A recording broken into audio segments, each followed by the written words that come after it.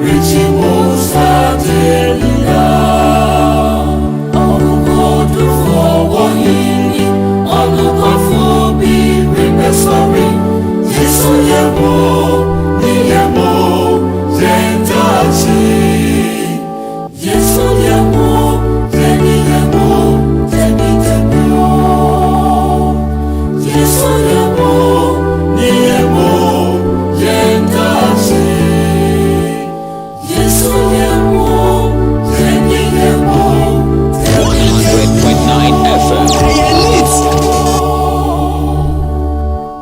Jamagana Fonina Akwaba ene enumere edeba neat 100.9. You made your friend Torchlight. Ye the Torchlight ebro eye ebenada ene ya wadebia. Ebenada ya wadebia ye try to say ya. Eye Torchlight ena ye the ebro. Ye hwe nsem akodo a koso ewo yemanyimu. Eno ama akodo a edi yenya Ayana wanitua se oman no nsam ni pie na eba beto ho a adaje ba ni yenya yetimi di bisebisem sen na nsam no homesebre etie na edian ena ese ye beye no ma mu ni yetimi nya ye ho ntiase ene issue ba ko ye ba bedi hu komo pa eye surveyor CDD womone eye Ghana Statistical Service and one international partners, one more a year. Indicate to say a bucket as a share over your menu more. Ye share public institutions in Ghana Police any kind. Ghana Police any kind. Na when a quack say at the Fufrana, where the anya fufro? Where the say Ghana Police, the woman decanya for the past years. As at year 2011, if my memory will serve me right. Na me year Juma e won call Life FM. Na me see you neba girl, your friendly lady. Or the homework e breme. And na homework and question number 1. Omubisa said the most corrupt institution in Ghana. But onunu nim and the breme. And na me answer man say Ghana Police Service. Adiachi anopana na me sen bisa lady say odi homework ni call ye no onfamra na me nhwe oba ye na teacher ni na make no for 3 marks wecha for 3 marks as a 2011 eti when ya de ada hwan say ye nyina ya dwen ye say Ghana Police womo de ye kaketa asehya womo di mutinteman. Now, what is the problem? The problem they say, Aya na say, fane say, yenuanom MTT di fui, a womujina kwan so. Na say, 33-seater bus, ana fane say VIP coaches ibi. Fe nipa beye 60. Na nipa 60, police ni ba akon wajina VIP bus yi. Ana say coach ode driver no tentam. Ebian from Swabia, na said driver na man 5 cedis. A dancer for was our 5 cedis in the mono. 1 year 60. 5 cedis. 1 year 60. But there be no bish and office beer, Sabi. Jirimu beer all your hono, millions of cedis. That a more than for no more saying. I know there's a your non anyway. But Yanam say, ye bang police for no more ninty. And now nobody be aware one dance and the door soon inti. And the yenny pa Jane say, be a police service no, woman get as a shanado kruom. But the question is that the reality? A yadia san etia wo form. IGP statement or the better about well, IGP ni so ofan the blue sheet no. Now or train depend the toso the any obo abrofo de. Or TB papa. Or find the blue sheet and or trim the pen at the torso and then yasam ketua. But me say, I give away the say, my police service mud the first for the past 10 years for so many years. Ghana Integrity Initiative 1 year be CDD 4 year Afro Barometer reports sir. Ekafa corruption hono. Police service mud the first for so many years. It is when you're for it is how you say when you're for fraud, Debbie. And the name be a one back was some sabi be na winya enti mu ye. Iti me na nya de nwanwa na mboma de nwanwa foforo woman say for the first time in the matter say IGP officially wa respond to woman yes Afro Barometer report no. Iti ye retired police officer or your security person na OSEI executive director of the global analysis Global Security Analysis Center no ene eye dado wusu apia wadi police pen ene ye ni no ebedi ho nkomo ewa ha enu akire no MPP elections no wo metitu gu ye no ene wo baako wan bebisa ne se otetoy anando ondo hu ni se odinkonim because na me wo eye madam fubi ano ye DCE ewo kwam praye so ogina de ma NDC sabre na NDC somewhere 2012 na NDC for etimi nya aba no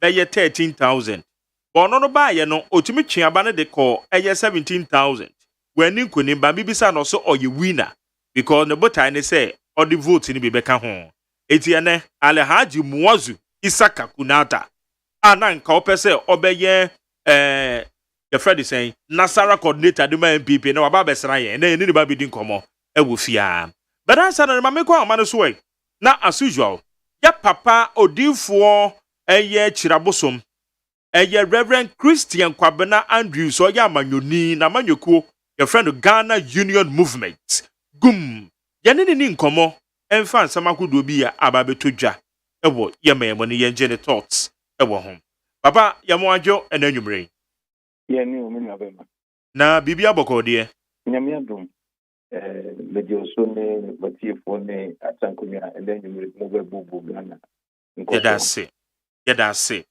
na mamimbisa we fa ketase survey Afrobarometer report ebeto yase ye public institution edi kan a posifo ene edi kan ho nsema edija ewo yemanyimu enam so ma IGP wa responded yama eye safo yom ye survey said ebi survey nem so woman shada nye ni yie esa go mo tere wo ma hie no mu yie papa nsema ibeto dwa netew se said na wo kan enye wonwa because you na en ni tiebi then so most of the times the professional ones na yanam kwa papa to fa won enta yesa they are na protocol for no I don't do gumnu na ko fa sade but politicians no na emma tane ma nyina akoso e dana me casting bi share abemu dipa bi e airport na emanti bi ana tabishia airport whatever no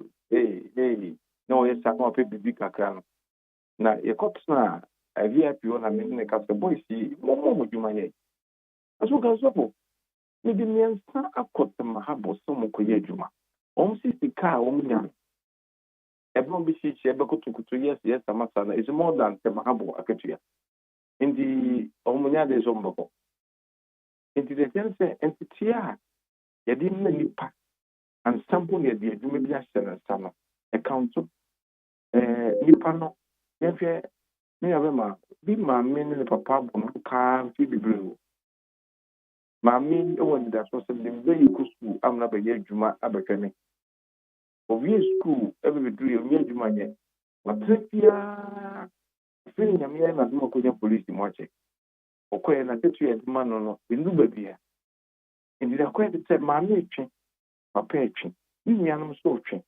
e ko je busia plan ne ko e ndi san che de di be si abayin first school bika abayin ya de so beboa se awofu na da awofu so na awofu prom na de twa wo mabia na wo man benya adwuma bia na wo most good no e wo mo ba no wo man no bia ne wo de wo beda fi wo betre mu ni adade entino se wo man na sofa ni am pe wona eye kan be ye adwuma ni yi na ye ne se de ye no ya dia se MPP abayin benti menya police makoshe menya police makoshe enya IGP no police executive in the tenase eye mfimu eye nipa no ho check eye background check eni bewura mu ni mu protocol wanko ba bia yedna kubra enti de ba koso ana no enti me de IGP mo nye ho tinye eye no kre nenso no ono timi be ka se no kre enti se de oba akodi boni bi na kwakoto se wodi boni na ewoja na kwa oba na no be fia oji tumi so ahebo ne so na ja wa fa no ta enti eno de ya de da ho na ti betimi atimi ma wi na eto atwade a ise ma police administration na kasa efo woni pa no mo kasa twe nipa no nse de ositie asa de na be wuram ni mo nse ye nse politicians no ene we ni de ba o de ba because na no na politician bi kasa wɔte wɔde ne nkɔbɔ mi de kɔ military mu sɛ yɛmfa wɔn nanso no yɛ reject wɔn yɛamfa wɔn nso ne kɛ protocol because we say protocol de baabi ebi wɔ hɔ what is this yɛ building nation na yɛ kind of protocol bi a ɛne yɛ sɛ minimum bi a mo wɔ akɔhyɛ hɔ minimum yɛ bu akɔhyɛ hɔ na akyɛ because media school ɛwɔ atebu training college about 1989 no mo yɛ classmate baako ka kyerɛ me sɛ ɔno ɔba no sɛ teacher no mu nyɛ di a ɔba akɔdi sɔfo na ne papa no wɔfa ɛyɛ methodist family ampa ɛne nso methodist sɔfo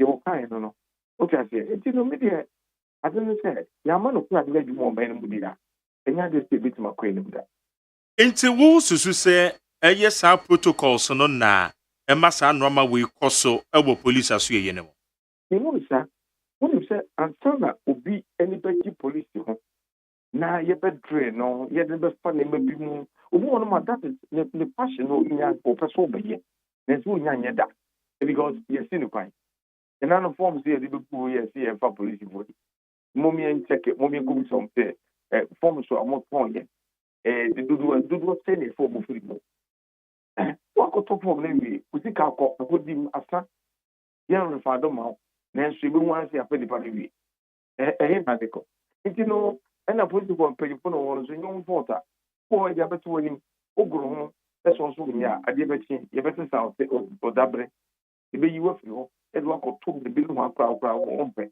eti ɛyɛ yɛ apɛ no yɛ samasa mi nana bi a ɔka asɛm ɔsɛ ɛgya otumfuo di asɛm a ne yɛn nso yɛbɔ nafa so nana wɔn mpa so a wɔn mpa bɔ fi mu ho tantan wɔn nana nyame nhyira because wanyɛ no saa ɔbɛyɛ dɛ nti no du baabi a saa na kyɛ.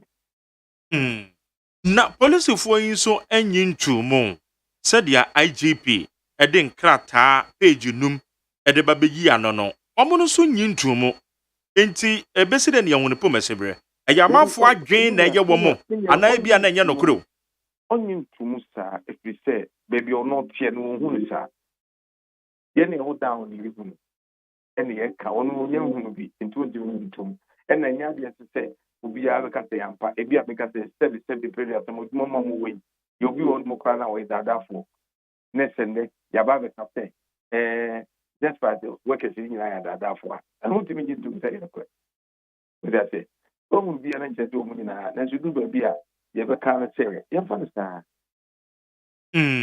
na ɛne na kyerɛ sɛ ɔka sɛ wɔma yɛ nhwehwɛmu no anka ɛbɛyɛ a wɔn nkyerɛ wɔn mo de ebi a polisifoɔ no section wei ana department wei ana unit wei mufoɔ no wɔn ɛna bi a ɛte saa na ɛkyɛ sɛ no wɔn no ɛbɛyɛ adwen ɛwɔ saa kwan no so.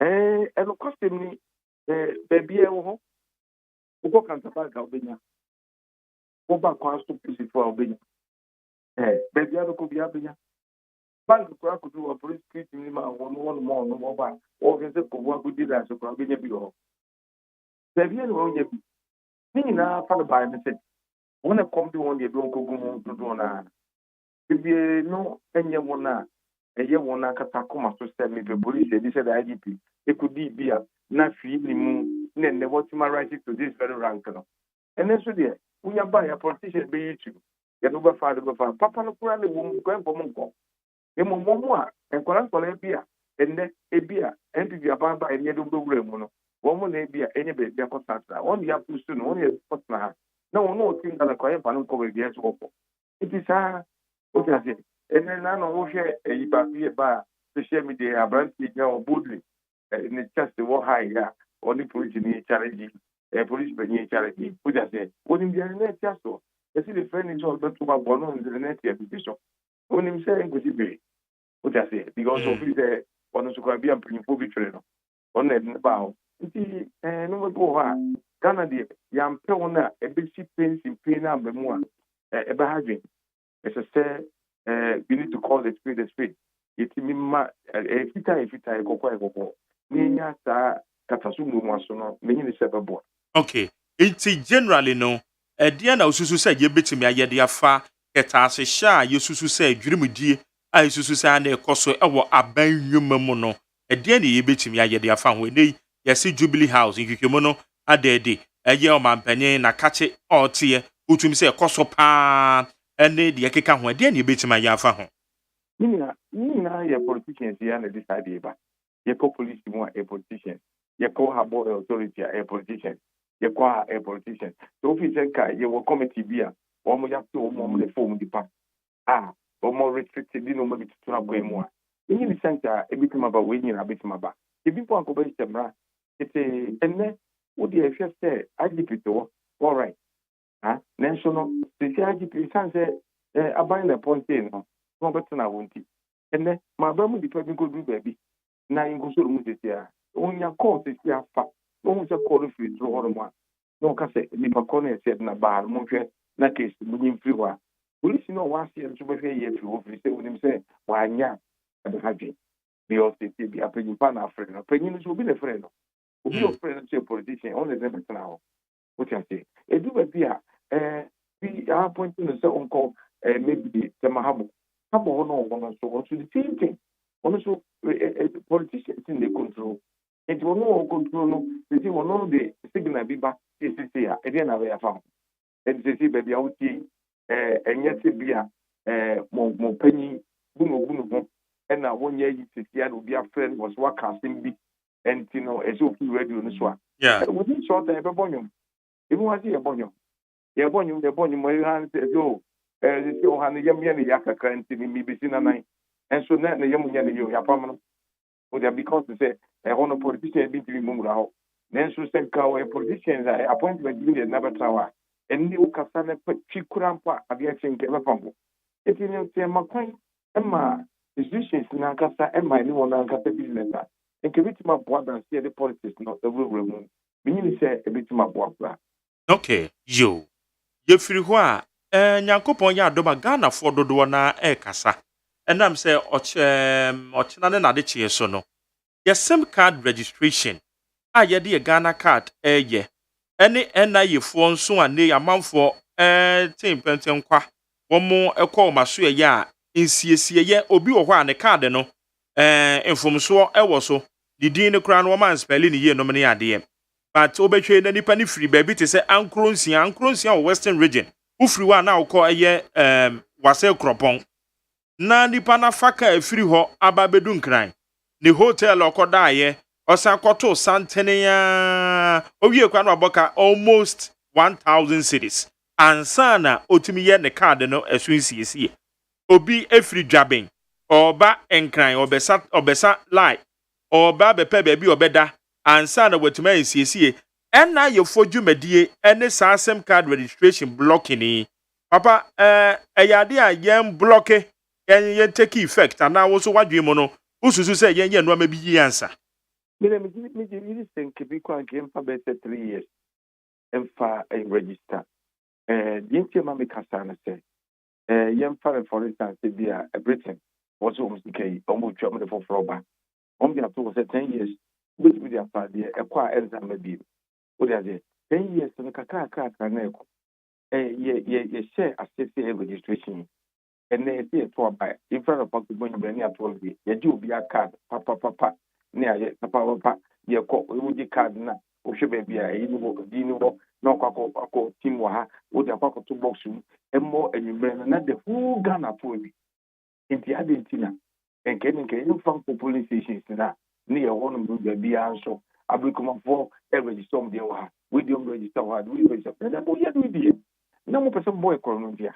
and ankasa na mbosi mu wiaye because I didn't do nipa na chin so bi go no o pentem onyantem tete bi so otua bibi ansa na wotimi nya kwan ko mo ye Ghana 47 enwan fi ebeboa o ta se o se ye mo branch na mo obi ye se ya mo take position obi ye ka be mo de ni se e mo be hia ke be sa de no enya de se ade na ye ne mframa ye bo ebe ho me amechina kwa ye nya bi ahome e be wu ebreda eni makwan many parent bread no mo to mbo asiko register enye se bi kura mpo ye bi tu be bia no obia ye ko obia no se de kania de true din abato mu a obekwa se na obia ni ho o ta se obia no na abato kwa ye true din mpo a ya na ye so do na do say na the whole Ghana ye registration na mo you just a short period of time mo say ekusu me na be ka say omunya sa de no mo ye ya na mean said infrastructure be but for instance they are no more agenda omo mbo ta idea edu be on person be for register na omo ya komo go mo register se be a o hwe service be a MPP na Ashanti Region office MPP for no wo no register do a obviously agosu se be a enka point me register and abuta position to me register and na system mo say so nyam de gungun makoma you see eno to a mo bi we say ye build nation no ye build on mind ye build when you say ade bia wo ye kono you are leaving a footprint for people to say almost be sua bibia free mo ye nya bia free and then ye can stand you could su ye no na obi anya register and then de be brɛ ho but if I no bia e give me feel say e won ya do say Ghana for edu ba bia ya na ye keka ho wɔ nema bi mu ye delay kakra de but delay wo ko na senka de senka ye check police station bi asisi a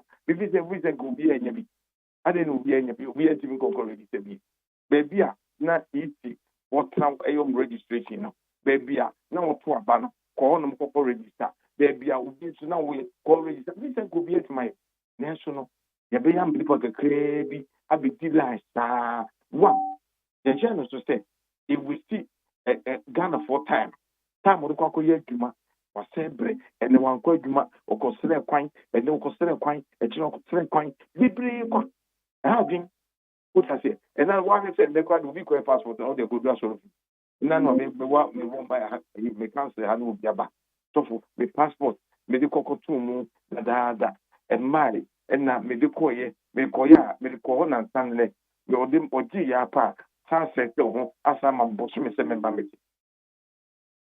enti ye hu bi ma mo de for spiritual when you can spiritual say more what I say and I'm saying how did it happen also me could do ye plan date on that me de ma gentleman oji ya pa na o cancel date no and we true date for am say member say am so boa ko on sabeka o ko ya pa sare ko ya pa no o se me na e ready mention no di o hwe so na o ko yi passport na pa no e se we na ko to onya da de mpagu so o sa na ko so one more time e bre so ade na e ready da na chi e se ko yi ma no nti no ade na e ko so no e se yetumi trim na medipa nyina eduru nso obi te kura se no wa se the weekend obi fi kasapin wo en mani tumi kan ko ebi sanse ma se se ne be to aba it won't have a line obi aba behind hotel because behind hotel obi tuma the ba ama the ba ade ade ne adi wo tra wa mra ba be we see this money e wa ha obi a wakotra na no ho akyere don't him say if you ase be ye bia na ekuti o man na kata ete se wo hwe be bi boni bo memu ne nkofo tonom ade o de day your hospital na be choku ofi so wo de won fa ho na so te te e be kan ete me de o man no ye pay for die ni me de account kakra pa omo ntase susu no ma ho ki omo a emse ba akofo bi ade na gben ba na obi aso isa so omo ntase mbi no kwachi buki o ntase gwini kwachira nka bo se de odi ba yi esi ye bobo ho titete ho ye ho se de bi ye odi be si bitimasi we bitimasi na so ba akofo edimi de ba na nipa 9 million mi ansa ma gbe ho ne da bro ma no fine because politics we need to change. Ade bia na omo hu ni say amanfo say de omo de sem card ye di boni ni nti na wo mo person mo ye ne intentam so de omo betumi gi safo na free system ne mo Eji na o say boni die a o di enye ne o enye ne na mi mu ta say ne ka sem card ikura e ko register ya ye di me ke ko register ni ade so bi akọ register bibiri so register ye ye Ghana card ya register enti ka o yi ko ye ape ne ka o sim card ye ape o number ne ye say ni afa Ghana card so number and ka ko baby ya fa ti si ni fi Ghana card for ne ken ko who cross sim card o Ghana card number we o sim ba cho mi die oji ya ape o pe ko onye photocopy keke no on chro sim card na o de ka chi obi asa o Ghana card no ye no photocopy nefa o telephone number ni go atiri nefa ko ma NIA for ayi for on be yama hey nke no ano because you did tell me now and some of the buta no san say ni na ye buta ya je bu e din ga de dey all right ga de dey then you quick thought and say ye jao mid year review your photos some for finance minister esema ode kokotu dwa sika no de so wansere bio na mom okokokyere ye said your mind no yisika sam totu ye no eko sen na wo so wote no fine Let me who say you pay for no more or more you say for movie. Said be am can say o ma mo na nado. O ma na nado botaye enti babem. Ono for yata udi na nado chi be do sabre so amoa no.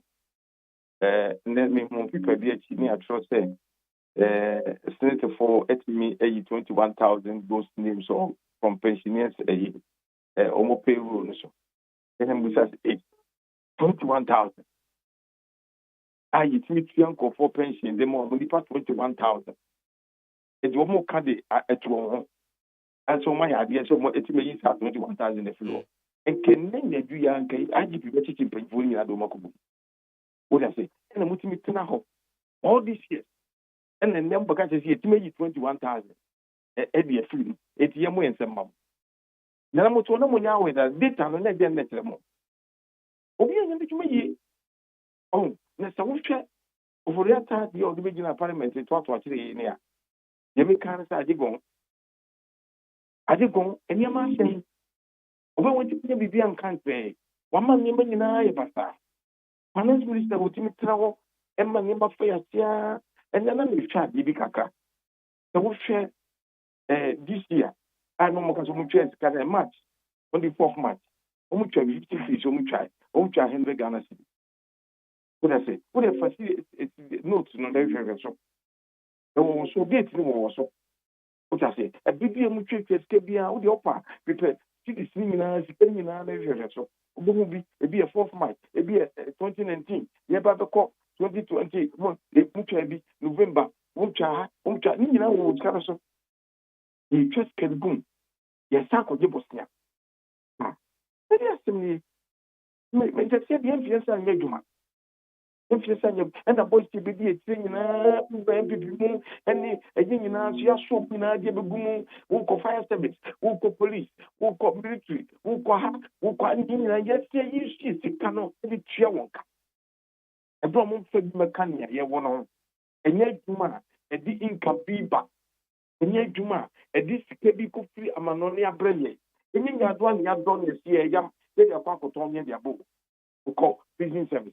Ni aso ni pa go prison service no mo ni nemu egu grama akoba na obi akitua na oman no ensinkri ejime de ne ayina odi ba ni de mo fa din na nto so ajigon yemfama no foriata na ajigon jidie bia nim debi wi nim eti de ye nim sha twen ope ye hwede nya me beye mi de nim se oba no no nim se wan fa ni gie ne ba e bre Ghana for rewo nenso edien ko be ka fa ho odi wi ka biem nti media de meka ne se Ghana for na yentete ene ma so kaka eni gie de wo men no do so no de bia me ka tira man san eni social media ko fu bu ho no mo me eni gie a omo airport ni me bi man ko fu di akiri e man ko fo e ma Ghana e ko yi e se se omo tu sa de no na mo e ke ni ma so betete kaka One showcase in maybe social media, actually Mancula, educate to near, and credit cost start to get Mancula, especially more. You show your card, it show we, it's your credit to one man. What's when you be up? And you're not obey. Over for control to be obeyed my key. Eh? Okoru China about China for Tawanama. Would you mean be a good Ghana near my, would you mean be a good, ya fear, I restricted Yamakaka. By any day, be a good child. Obi afọ bi ho nti oman no ye kono empaibo ne context is nyame beba won wo atitetie mu abrabo mu bre mu ni die ni nyansa abekuru mu na book for de omamoye. Okay, now what thoughts our tolling system ye toll na ye jeje awa ya kwan so anei ba kire se ankrankrofuo bi ba bebem won ba beyi ya kwan na kwan na won beyi no ye betwa toll e wo sa kwan no so na no so eto sen Eda me ko na kufu ado ho medito na ado anim se toll na wo ye free ho enka mani je ho ne mom no de be pesa wonye ne se bus afibia du no bi e kwa ko twa ne road worthy certificate na ko twa road to the 100 krana every car in the country will pay for a road to nti no senka the whole Ghana obia ekwa kutwa road ready certificate okwa no twa road to because o sikana dia ekwa na wotema motor wheel so and that say takwade kwan na wo benefit no obi onu tie kura bia senso benefit esi nye sika free ha na share the kofo yo mokra se kwan de mawo say this although this thing because ochotuli nyino ka tin so fo ye de be adwuma but me hu necessity say make time no nani afikaka the will feel some kaka if ya na mo be no ya na mo ta akoso but yes no me koso bosu bi na so na no buy young the buy state nkofo bi yi kwan na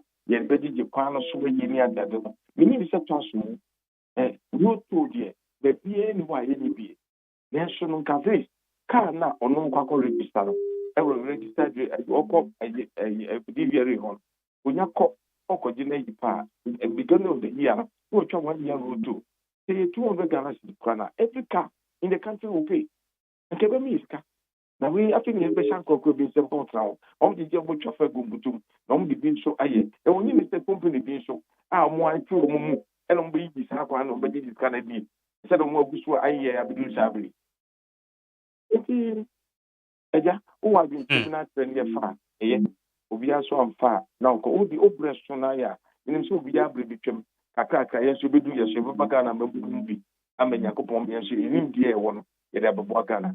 Okay papa ena nwumre ye da ase nyamishira papa na kopon shira wo so eyegum that's right we beti gum ye da ase pa yane aye Reverend Christian Kwabena Andrews or your founder and leader the ma a Ghana Union Movement. Gum on the attending cano. Also, I drink chere for the befa 0503721744 0503721744. Medical Shop say Nana Owusu-Appiah, Executive Director the ma Global Intelligence Security Analysis Center. Also, eba beka ye ho ha. Badansa na no Alhaji Muazu Isaka Kunata. MPP contest course no you be anko pese obetu franka no agirem ediama eye the Nasara coordinator position no na Alhaji ewa hase Alhaji yeah beka sabuna na te say ya da nyame asemi ne na so nyame adom boko abato na giri yente wonka me na sa me wo man frɛ me yan ne yan frɛ man frɛ me asa sana me expect mo call ena mo amfre na who expect mo call na say you say mountain no oh you can't say gra say Muhammad and come mountain no so say mountain no ba Muhammad mountain number Muhammad say Muhammad nko na some de ambulance so da bia ya busy nti me try say mbaba so ya busy oh good ya te o ka che na bibia boko de e say mo celebrate about 30 years no inshallah you say bibia koso kama na so far after elections no na eto send the mount na nka wani swadi hunu say obedi nkonim Nasara coordinator na kwa so na amane sa send it mount I am say after elections no bibia ya kama say contest there contest ya de mienu e dey say o win and I will lose nti contest e say o de mienu no e dey two term okay say eni mienu baako e betimasi nti say ba ne say wa win ya e ka mienu no so we lose so a no so e ka ho it is say prepare wa come for the yes in fact Nasara contest na ya nipa 7 yeah out of nipa 7 no time ya kankan ewie no me na midi second menya 204 but say eba a pink seat no so na say then omo chro 199 aiza yes nti so hwe 204 ene de omo ka no obi dey ya 6 obi dey ya 24 obi dey ya 12 it's not just a wapuli but me na me say obi a me sorry a me ko hage they all win ye no e wo hoya ansa na mbeko futa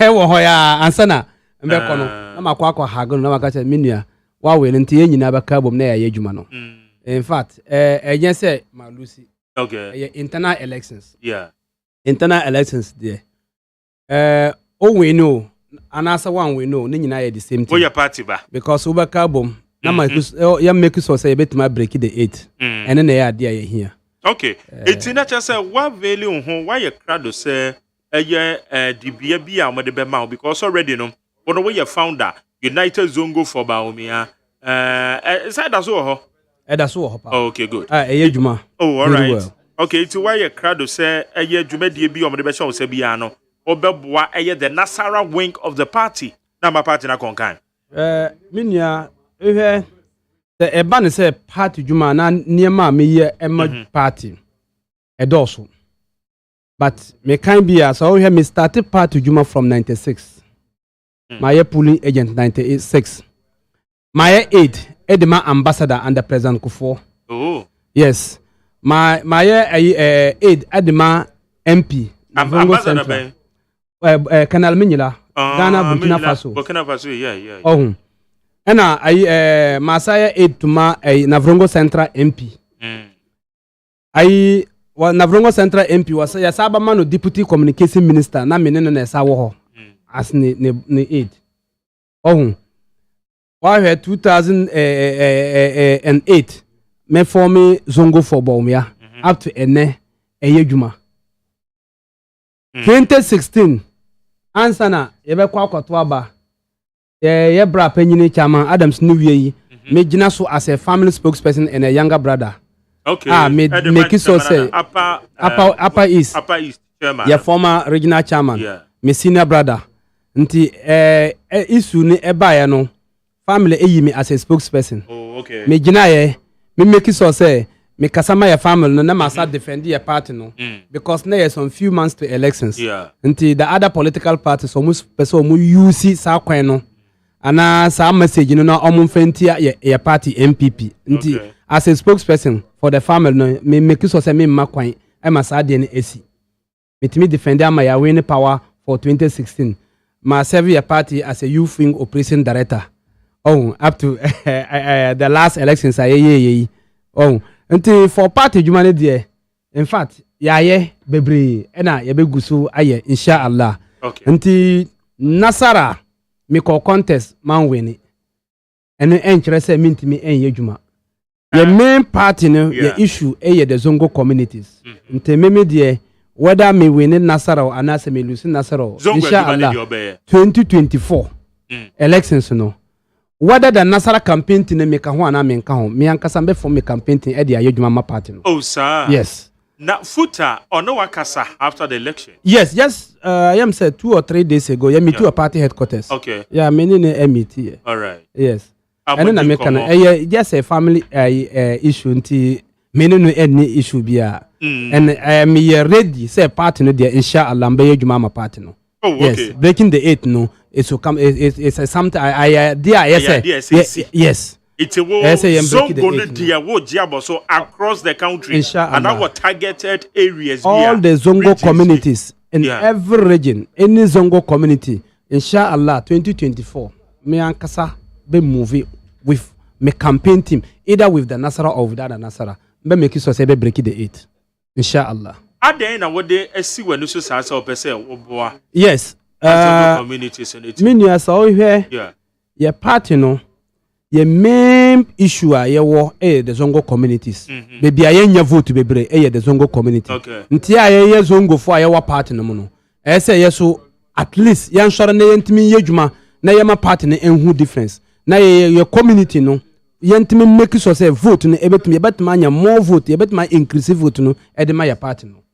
Enintina me make so say inshallah for the Zongo community 2024 inshallah whether me a part of campaign team or not me be move na ma yedwuma ma party no ede na ebema watimi influence the Zongo people na wususu say womo nto aba e de ma wo party NPP a obetimi akwa influence womo ama womatimi edodo na abeto aba e de ama wo party in 2024 ede na wususu say de na wo obetimi de influence womo obetimi de adan wo madwen me nua enye bibia difficult one communication with your crown for now your Zongo community no a good communication na omo ekasa na wa etme explaining near my party emma the Zongo community na what maka your party na asam e de akire zongo fo e wo the zongo community no inshallah so onya abotres no de amom na odi omuchi na ono omo akasa with a very good message inshallah obetuma nya more vote e de my party no e wo the zongo community inshallah yes eti your communication so obetumi akamo mate wase yes na wo party ma enough ebema eye zongo people because wo mo behwe enye communication keke wo mo behwe ade ya mo party aban yi ba ye no mo first term mo second term ma ye aboa the zongo community ya wo betim de susu de ade ato abade amamo mini e ba ne sa de ya ye nema bebre wo zongo yes MPP party the only party ye nema bebre e wo zongo any other political party en ye bida yes sure? Oh, me catch you. Send the same. Look, me kana anytime bia me do baby or any radio station bia ya me ka. Me nu asa o hwe in Ghana politics no. Young fan say the main two political parties are we ba no akọ we so aba no akọ. Only the MPP party and recognize the Zongo community and the Muslim community. Apart from the MPP, there is not any other political party that recognizes the Zongo for no. Recognition and the Muslim community. Okay, in terms of good. Recognition say so we hear other political party rule Ghana for several years. But yantime say omutimi ekofa Zongo ni ana a Muslim ni as a running mate edema omo political party. But for the first time MPP ebeba power. MPP buyer with a Zongo man, a Muslim from the Zongo community as a running mate under President Kufuor and His Excellency Alhaji Aliu Mama. Omo time, omo buyer, nyina Ghana for nyina hu ye 2000 elections. The first time say ebe hu Muslim ni obaye running mate obaye vice president for good 8 years. And you just MPP party one a bit my side. Aside that, nka adia other political party besuya nkomansuya because MPP yasako opposition 2008. Yako opposition no. That party na sabaya 8 years. But o man fin Zongo for. Nti e regret ye say ya vote MPP out as a Muslim communities. Yes. Ye regret ye because for the 8 years MPP echo opposition no. O man ti man kai say ye betima nyo obi Zongo ni ana a Muslim ni ye betima fan running mate omo party no. But MPP is a free opposition in Ebano. As a buyer with a Zongo brother, a Muslim brother. Oh, as a running mate, and His Excellency Alhaji Dr. Mahmoud Bawumia as a vice president. The second term no as a vice president. Until Zongo for this is the biggest achievement I achieved from under MPP government. And there is no any other political party but Mama is our opportunity no, apart from MPP. So I think with that alone, let me Emma Zongo for night I say whom some message and say yes. With that MPP, a very difficult say a Muslim running mate. Who say yes. This is a political party. I say enough to convince somebody. I said the biggest achievement. Yeah. The biggest achievement are Muslim community and Zongo community yenya and the MPP. Say yanya yankasa ya brother, ya papa. MPP anytime year no mayi a Muslim brother as a running mate wetiminya vice president ewa Ghana so under MPP before 2000 elections MPP ebaba power Zongo ya Muslims are yako Hajj yako Mecca 2000 elections ye 2000 election ewie no na we are seeing hu say Ghana yanya vice president awoye Muslim immediately ena Saudi for increase Ghana slot nipa say omo ba ko Saudi no immediately no mo increase obetuma Google akọ check say from 2000 fan say 99 97 98 nipa dodo omo ko Hajj na akọ check say 2000 nipa say na Saudi for my chance say you ko Hajj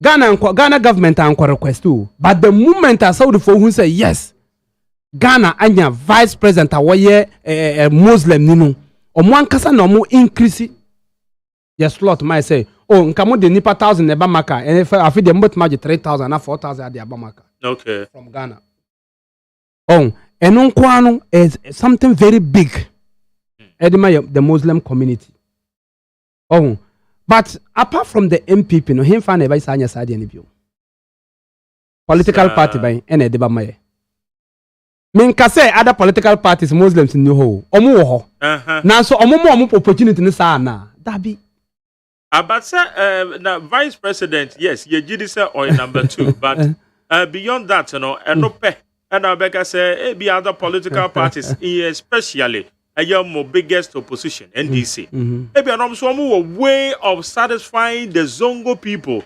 That is why ya wa kasa mu no o kasa Zongo fo no mo moto aba edema we ban no mo minua omo we ban Islamic teachers Islamic instructors under President Kufo na odebaye ayetua makaranta malam foi yako opposition 2009 middle of the year omo NDC for cancel ye omo antio bia biom omo antio makaranta malam ni bia biom until say MPP yes aba power 2017 we ya na esa implement ye wo betuma kwa check o records sa de ne e wo clear ayi free education yi MPP government na ene bae minua minim Zongo community ayana ye Muslim community a obi a want me ntue ne ma school fees obi timi ko fa ne half plot akoton akoto school fees o obi timi ko fa ne property ne nema akoton ewo ye Muslim community no okoto school fees but enne sa de ne eni ho sa free education free maternity care bae ebeboa ye Muslim community more than any other community ewa Ghana ha because yetimi ko ya maame no timi ko hospital na bela omukwo kwa kotie wo hospital no doctor betma discharge no wa that's why wo hospital for good one week omo obo ska betua basade no ene sade no eni hobium nti say ka achievement of the MPP untimi fan compare with any other political party. MPP is more than enough Zongo community, but the communication is low within the Zongo communities. Your communication is very low. Nti de here say you betima take it na mo water. It's a communication ha mo part into them ma. Because some you more said you working from my penda da Kofo penso na on the vice president say Zongo person and a Muslim religious background person. And translate it to votes, sir. Menia, oh dear, mama, because I can't to be translated. Yes, and then I say the communication, and I say the MPP party. Yes, make it so say you have very good communication within the Zongo community.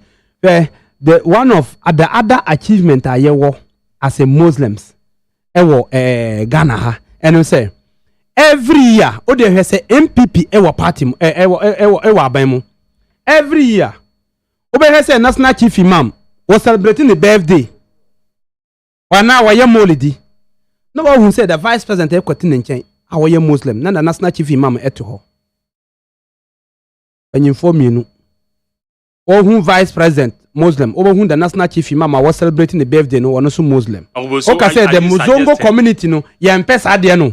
Okay, I don't know more person. The son is not chief about celebrating the birthday. I know you anyway. Yes. On my penny be to me qua on your Muslim crown to me call. Yes. The old canon, Theo.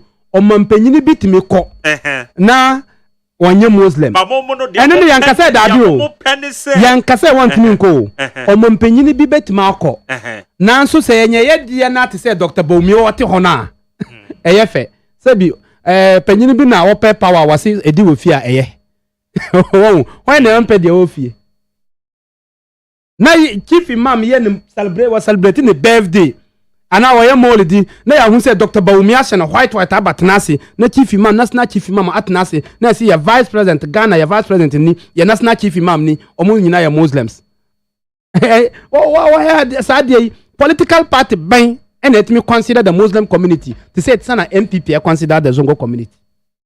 With this, you would pass one day through the MPP. No, you bet mania a Muslim president of Ghana. Inshallah, because so mutimi emaye vice president from 2000 to 2008 almost am vice president 2017 ebesi ne no the see a muslim e wo ho inshallah you would didie pass one day no you benya muslim as a president e wa Ghana ha. Okay. Yes.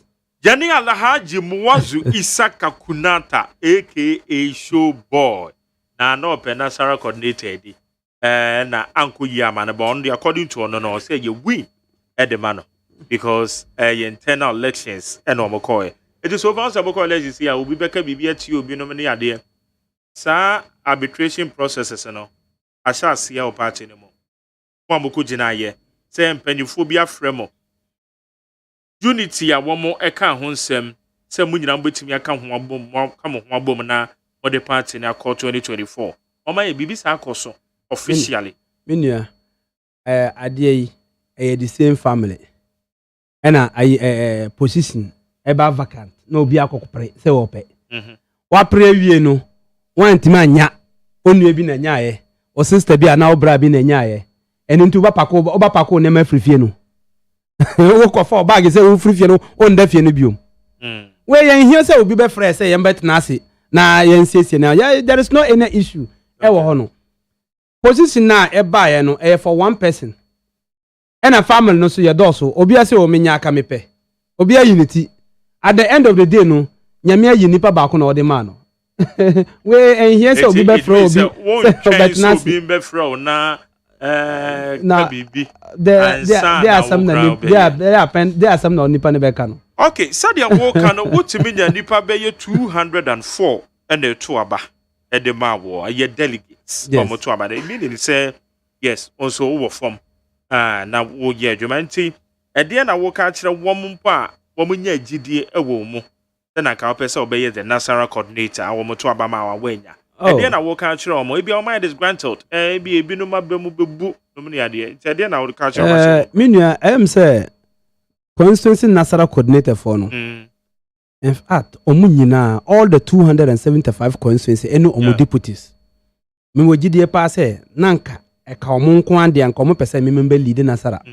Na me ye national Nasara coordinator. But nyame ena empenesa.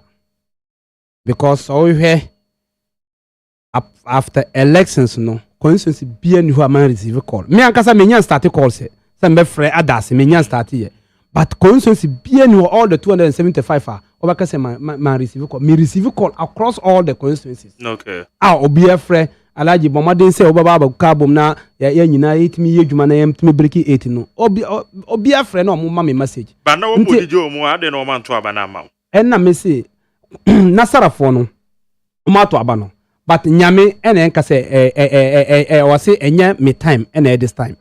Okay. Yes. Because all the constituency Nasara coordinators per course me receive no any message or the mami no me wo gidie pass o nyina to aba na mami but nyame mre na emre pa okay time no na enye nso ye nti me wo gidie wo nyina na me do nyina ase shatter with dream say that you be over be the Nasara coordinator na inshallah that you be mono inshallah sanyami ya adom dachi mbetuma be national Nasara coordinator ana ebisu time no baso na ma adwen betuma sesa so say me call different position eno so betuma ba okay enye Nasara nko na ye position e wa party no but ye bom pa say ye memfa nko do the next 4 years no na ye ntimi hu de betuma eye ama ye party okay yes e dey na catch your party ma mo celebrate my 30th anniversary e dey na catch your party ma me nua me dase yeah say sanyame ya adom ochina Friday. Your party, the national executives, omo kwaye Thanksgiving, Wakanda, Central Mox. Nti ye kwa danya miasi. Say yet me call internal elections sa. Wa bia nti hey obia nko bibia problem bia mba ye nyame emma bibia kwaye fine. Ye kwa danya miasi. Secondly, your party at this time age 30 years enya easy as a political party 30 years ya danyamiase nti ya bompa ese nyamema ya party no sana ejina no enjina so sa enma party no enyedin na ya nyina ya ntimi nkambom na yang handle party no ana yantimi yedwuma emma ya party na de bia ye betima e power. And then to the Nasara wing no. Yeah. Yes, say me contest Nasara but mantiman win. At na me wa ideas a me pesa me fama Nasara wing. Ana mantimanya. Nti misre the constituency Nasara coordinators, regional Nasara coordinators say omo mbomade na omo so enka omo so enresu omo voice enka media no. Na yen kan kire the national Nasara coordinator the all win and say one woman say na yentimi implementing national Nasara administration because the three wings of the party no women's wing no were administration, youth wing were administration, but Nasara wing ni bi nti one woman so about implementing national Nasara administration so that the next person so obaba fan the next national Nasara coordinator obaba no oba who say yes na obi enedi implement national Nasara administration na wasani pa so ebaye. Okay. Because I implementing Nasara administration very difficult ma your constituency Nasara coordinator so obatmanya support obatmanya support adia ayedwuma ama your partner ama your break it ti mesre so omo nyina form voice enka. Okay. Na ye nyina yentimi enraise sa issue no na ye implementing Nasara administration no eba ya pa. All right. Me da omo nyina asi. Okay. Because contest there ye koye ankwaye amaye but inshallah nyaminti next time ye babo madin say ye betuma aye juma no biom. Okay. All right. Okay, how you need 100.9 ala haji mwazu Isaka Kunata. Brando woma ye no bedi nkomo. Inshallah. What you say? Na one people phone be request say aya me fa contact and fa ma. Na waka say you almost say waka say ye. Okay. Good. Enti alaji yada say enanwumre so ba be kan ye ho. Mesme ye besan me da atiefo nyina so ase. Okay. Me da obi biara ase. All right. Okay, we'll see that as a part. But one thing, me campaign team no. In fact, Mamenda Omwasi, Okay. All the 16 regional coordinators. All the 16 regional coordinators are no Omoye Juma Emma Alaji Muazuno. Me do munyina ase. Na inshallah, mamomun lose hope. Nyami aduma still. Yeba kabum sana ya yejuma ma ya partner break 8 no. Me that's it. All right, we'll see that's it. Haya ni 100.9 yani ayala haji mwazu Isaka Kunata na oye Nasara MPP aye woman pray as the Nasara coordinator no kan ho bi ono na ye no idi enkomo e dwumre aba be che said the elections in the coin and said the wire crowd so beboa aye the Nasara wing of the party, the New Patriotic Party. Ni 100.9 so why do you try enkomo ye didi nyina o de befa 050-372-1744 050-372-1744.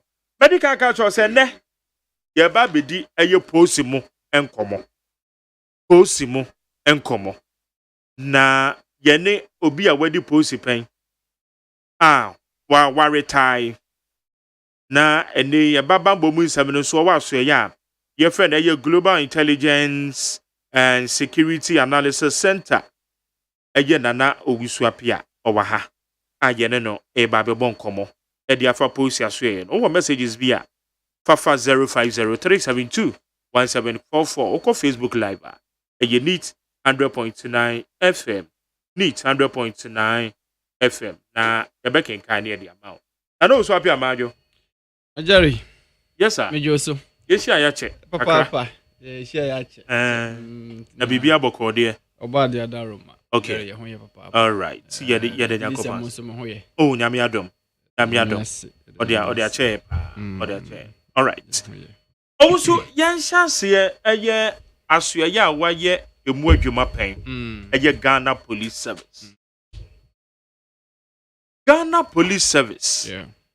Afro Barometer reporter ebeto abonten ene IGP imuaya odonso ode ebabetu dwa. General impression efa eyese no amamienu ho no etew se. Jeremy Dasi me cheti for Moni adwuma wo ye na me gidi se Ghana for ani so. My first impression maka na mesense su bi o se wono mo a omo ye saa nhwehwemu no na omode omanu disem ebetu dwa no ya kamia ese omodwuma no munye dene from my personal point of view. A lot of defects ewom. Inti many IGP adwene obisa questions be brave as to what informed or more methodology ne how they categorize some of the institutions ne findings ne nyoma. Essentially na omobuta ye pa no ene sen anima no eyade ahu hia pa. Se o subject organization bia to a research how be published the ama wiase nyina no a, you need to look at it in a very holistic manner. You don't take just side or a portion and dwell on it say hona wo pese focus no echo. Yes happen na you are not being fair to the institution. Mami misa wono mu nyina Ghana Statistics Authority ne wo mo ye sa Ghana Statistical Service and the Commission for Human Rights and Administrative Justice. Yes. And the international partners. United Nations Office on Drugs and Crime. Amona mo yes research we say. Did kan ho? But where Statistical Service, yes. Okay. On say me bana meeting na as a police adwuma no mfie be ye dunia ye corruption index bia wa Ghana. Police na da first. Omo de din. E ka ko say we na ya de foforo bi amai. Enya de foforo. Na de nti a enya de foforo na nso omo report no doesn't reflect the reality no they say. Despite media. Your organization. The entity be a research about the practice of media in the country. Yeah. Now, consistently, or the more institution, no, at one position. Okay. For a number of years consecutively, now, or the motto position. No. Even not catastrophe, I say more performing better. Okay. Excellent. Okay. For the motto first, second, third, 4-5 years consecutively. Obia be question that institution as our organization. No? Okay. The mode that operating. No? The reason is that every organization has an environment of growth, changes, dynamics, reforms. And normal be break also. And to want to mean can say the image an institution no what 5 years ago no is the same image and that's what and ne be a you do here and I said 10 years to come. That's how it will be. It is wrong and it is flawed. They're all busy or research or analysis on those things. And I say, I mean, you go school no. I could not know with Nima dear pan. I bet then so wait me differs throughout. Yeah. From let's say form 1 to form 3. Onon kwa bet me time be obet me differs. Yeah. E be do baby obi ba be 2 no. Ba be 2 no yes. Thought as here. Na ebia second third no asanso aba back. That is when you are doing a very fair analysis or very fair report and issuing whatever you are finding on any institution or even human life. Enti akwese say yenim say o police for there omo ye corrupt that enti yan fan show omo kon and omo de show omo kon. Enti me finding I said in the morning somewhere say it's a very lazy approach. Sana mi a very lazy a whole research. Institution to say Ghana Statistical Service. Very lazy approach. Did you Commission for Human Rights and Administrative Justice? Can you say it? Can you say here? Yeah. On live radio. Yeah. That anybody from Ghana Statistical Service ebisa any question during the survey? Debbie. Can anybody from your home, your immediate people, call you and tell you say me obi shia me bisa me bibi? Sebi am modus operandi the call mo fa so ye no na. And na me bisa ye na mo last me number bisa jam ko pe lunch bi me do on man obi e de bibi ba say ofri institution bi me modi na omo person omo ye improvement bi ni ade bi Nti me tro me opinion ne ma de. Omo ye omo findings omo research na de. I did it. Now I can count say a public place about 10 more than 10 people. And now mo yeah fill a form no. Enti say enso ye person subject to omo to proper checker. And found no mo ye omo survey no. This is Accra. I live in Accra, you live in Accra. And no mo ye omo survey no. As they spoke to the general public. How did public perception how did you about the speak institution? How did you speak to people just because you want to establish something? Now what frustrate me? Can I say oko bisa say police for are they corrupt or they are not corrupt? No, we are catch us say Andy or you are corrupt. We say or you are corrupt. These are not researches. These are just you are they be or honum na say fa na what polish ho now they are ye ni say we because I mean obi say ope report annually be esa o submit bibi nti won so o submit bibi no aye bibi na dia betudwa so person o very fair now contribute to the growth of the organization no Majari, you look at the strength and the weakness and the prospects thought as here going forward.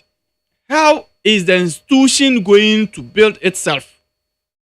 Na measures ben institution no krampo di agu akwan mu a eno nti we need to commend them. Na ya hye omu nkuna ne na omutumi etu anamon a e be strengthen institution no. You don't just come out and put something say you want to ridicule the police service in a way say we are or minor enyina no ye be say police for corrupt. In my opinion, well, they have done their research, but I think it's a very lazy work they have done. A very lazy work they have done. And he who seek equity must come with clean hands. Omo no omo say omo yes our research we. Ebrebi COP Kofi Bachi can say bi. Na da bia me ba ya metia na I ask a lot of questions. Ebia wo science institution num. Wo position of influence. Obabi ana unua bi ana obusuani bi ana se obi a sabe oben wo we school amanfo nyina padwuma yesi obi amra interview ono krampo de interview no o telephone bi a o place call yenti ya friend interview kra but the opportunity na ma no is it not corruption? Is it not nepotism, favoritism and all of those things? So if you are talking about corruption, they should look at it in a broader perspective. No mumbisa say almost say corruption na omaya hu survey no almost say police for about they mentioned some figure 17 point something million blah blah blah. I don't know whether it is monetary terms they are saying or it is the fact that they dealt with people interface. That is what they are talking about. All of those things they have left it for people to conjecture. Now, what my provided data and I may try which methodology now. I may share one. Target population adult age 18 and older. Household level information also available. Data was collected in December 2021 to January 2022. Sampling, national and regional representation, district and type of residents, selection of EAs, that's 1,005. Selection of households, 15,000. Selection of adult respondents, 15,000 to 14,843. Validation. And some mobile computation and reference of target. Mami share two no Two no see the survey instrument was structured as follows. Ebe use 70 bi anoa. Socioeconomic information about the respondents, attitude, opinions, and perception about corruption. Experiences with accessing public sector services and experiences of bribery. Reporting of bribery. Experiences with accessing private sector services and experiences of bribery. Nepotism and favoritism in public sector recruitment. Promotion and access to public services. 7. Vote buying. 8. Awareness and opinions on specific anti-corruption agencies. 9. Perception of safety and security. 10. Year access to justice. Now, what's your point 2 now? also attitudes, opinions, and perceptions about corruption. Eti nipa no sana na opinion and perception about corruption. Okay. Wama highlight hono. Okay. Omo a highlight hono. Yes, wama highlight. Me ni problem about it. Dia me bisa omo ne say, me bisa o ebi a me nua pious wa hai. O number bi no, obi hia no bisa no, e ma ne yi ne ho ano. Se wo fa nipa 10 gina ho na say, omo mu nyina timi ka kire o say obi a ni ho no ma onya sa encounter ni bia. Then you need to question the methodology na omo so omo use you no. How can you say you got 15,000 people to represent over 30 something million Ghanaians? And so therefore you have made your conclusion. And that's how we are researcher or sample size. And now of sample size. Sample size now wo fa no. To be fair no, you need to make sure say we can about corruption, opinion and perception. You should also focus on say what is the police image building on at this moment. Measures are IGP nen penny for any abandia go akwan mu no. Is it also helping to build the good image of the Ghana Police Service, or is not also helping? Majority I say that is fair analysis and that is fair. I mean sampling and can say researcher. Oh yeah, every institution. No? But acquire say or moving say they can just come and throw anything at all in the world in public. Now will be I consumer. Let me say this year, Ghana is ranked second peaceful country in Africa. Yeah, 2022 Global Peace Index. Okay, Global Peace Index. Ghana is ranked second best peaceful country in Africa after Mauritius. Yeah. Majority I say. Okay. If you are seeing na you can Ghana toso less than 40, about 38 or so. Majority I say. And I don't see why Ube can say or mine to say Ghana sumdue ene pepe ne nyama nyina wo mu no yes say institution like you can say Global Peace Index abeto dwane yes ye toso mienu in Africa. Now they are to Ghana hanum say the institution is corrupt as the police. Do you know what the police the role they play to maintain peace and order and to ensure there is they correlate it relates because the police institution they have every responsibility to maintain peace, law and order. Majority here. So those who do those researches and the Global Peace Index, also a basic or more findings in some of these things. I can say economic and peace, security, and corruption and all of that. They base their research on those things, and they look at the strength of the institution and the strength of the country in totality. And the main research is when more modern to Johnny Aden in the Omokeka. No, majority in my opinion, no. You see, all they seek to do is to denigrate the police service, and it's not the best. It is not the best. Opa ifra no pawi. Yeah. MTT the fuel kojina kwansu nyina the whole country. Those who even involve omuhu corrupt action mu no and as activities mu no. No. O de yen for omuto. Na yen ko fa other institutions IGP raising concerns say they didn't even factor them in the research and then the survey no. Na omomu baakufo action na obeteki ewo ne officer wote o. Baakufo ne action obeteki wo ne officer wote no. The loss it will give to this country. Yeah. If not tens of thousands of CDs, it is millions. But that is correct. That is absolutely correct. I don't think I make a say. Who said my analysis? Me introduction. Yes. I make a say. Kwa say bia na baakufo bi ono so all engage a police officer. Na di padodo ya fa de say BMTT they said they are working. Car no 33 seater. Na bia bi because na driver no be in license no fair chire ukoba. Di pata 33 and wo mehu sa de anymore. And written my perception is very high. But the watching officer no di padodo say ne. Very good. Enti wo as an institution no a opɛ sɛ we research now bo Ghana for adwene am I reform your institutions no. Now ultimate place weight ultimate the weight eto obi ne activity ne actions ne activities so classify and so no dey na mu eduru no. You should be fair enough to say baakufo no kwotena baabi na ebi obi ma ne 5 cedi your baabi baakufo obi ono so te baabi obi so ama ne 10,000 20,000 30,000 Majority here. And this open the research should focus on those areas. Focus on for perception. No, you're wrong. Majority, you're wrong. You don't fight corruption based on just a perception. We fight corruption based on realities. Realities, not perception. Perception can be anything at all. Obisha obi abontina so hunu na appearance na nyama bi was my conclude say asumesi is a nice person. Is that how we deal with human behavior? No. The character itself, you need to be able to subject it into proper analysis. Now we shall say ampa asumesi amene nkonya nkita hudie the trust level at the same. Okay. Don't as here, the credibility level at the same. So hunu, the integrity level at the same. Not just say who now for my perception so where you come at. And until now, I can't form penny for baby say, you found of any debate and worry. Yeah. By the subine. And you need to weigh the person and know say, I deal with imagining him and you know, and your son as entisa. Now the alcohol tears and your man for cannabon think I cannot debate Jumadia. Then you are being a lazy, like an investigator who is just an armchair investigator, on carbon copy intelligence. Now tenacity trust on Yama. Ebi na one more year, no. Okay, which are institutions on year more juma.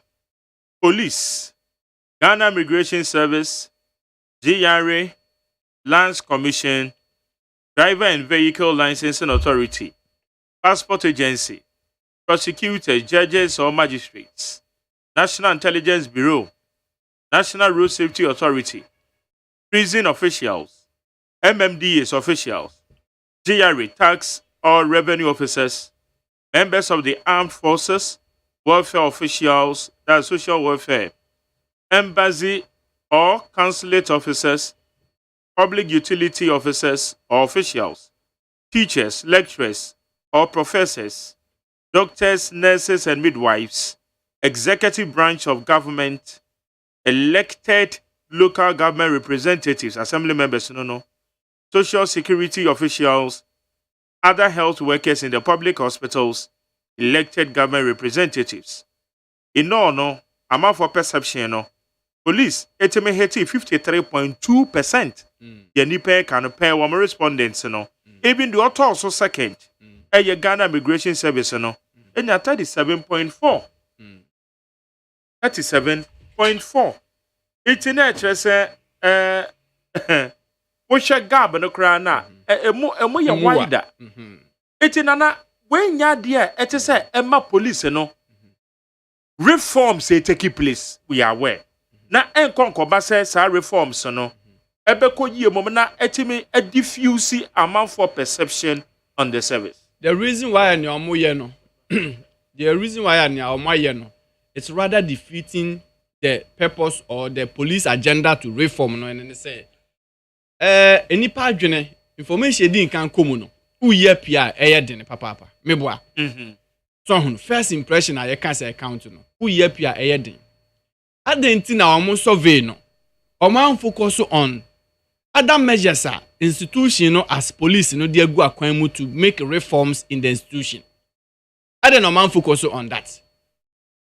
These are questions they need to ask people say okay yenim say empanimfo den hyehyɛ bi gu akwan mu say police no kra ne say ye be fa wo a you need to have this qualification wadwene ye wo sen wo ho majority ase ye empanimfo emfa mu ko training ye training om for how long is it 6 months enough or 1 year or 1.5 years is enough? What do you think about it? These are the things we want to hear and want to see. Say, omo ye no dey about to public. Then the public will make their input, and government and the concerned body stakeholders will use those things to make policy. These are realities. Me know how many times na yen can say time I did training and the police syllabus it need to be changed. Yeah. How many times have been to said that?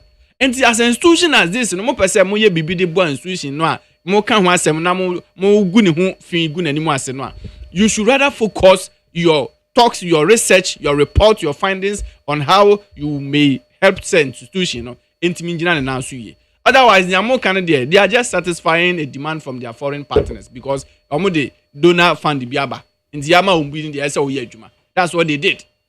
In my opinion, yeah, that's what they did. The report is just to denigrate the Ghana Police Service. You and let's say the IGP, for instance, discouraging you Bakobia, but research edifa BBC. And nothing I catch that will say.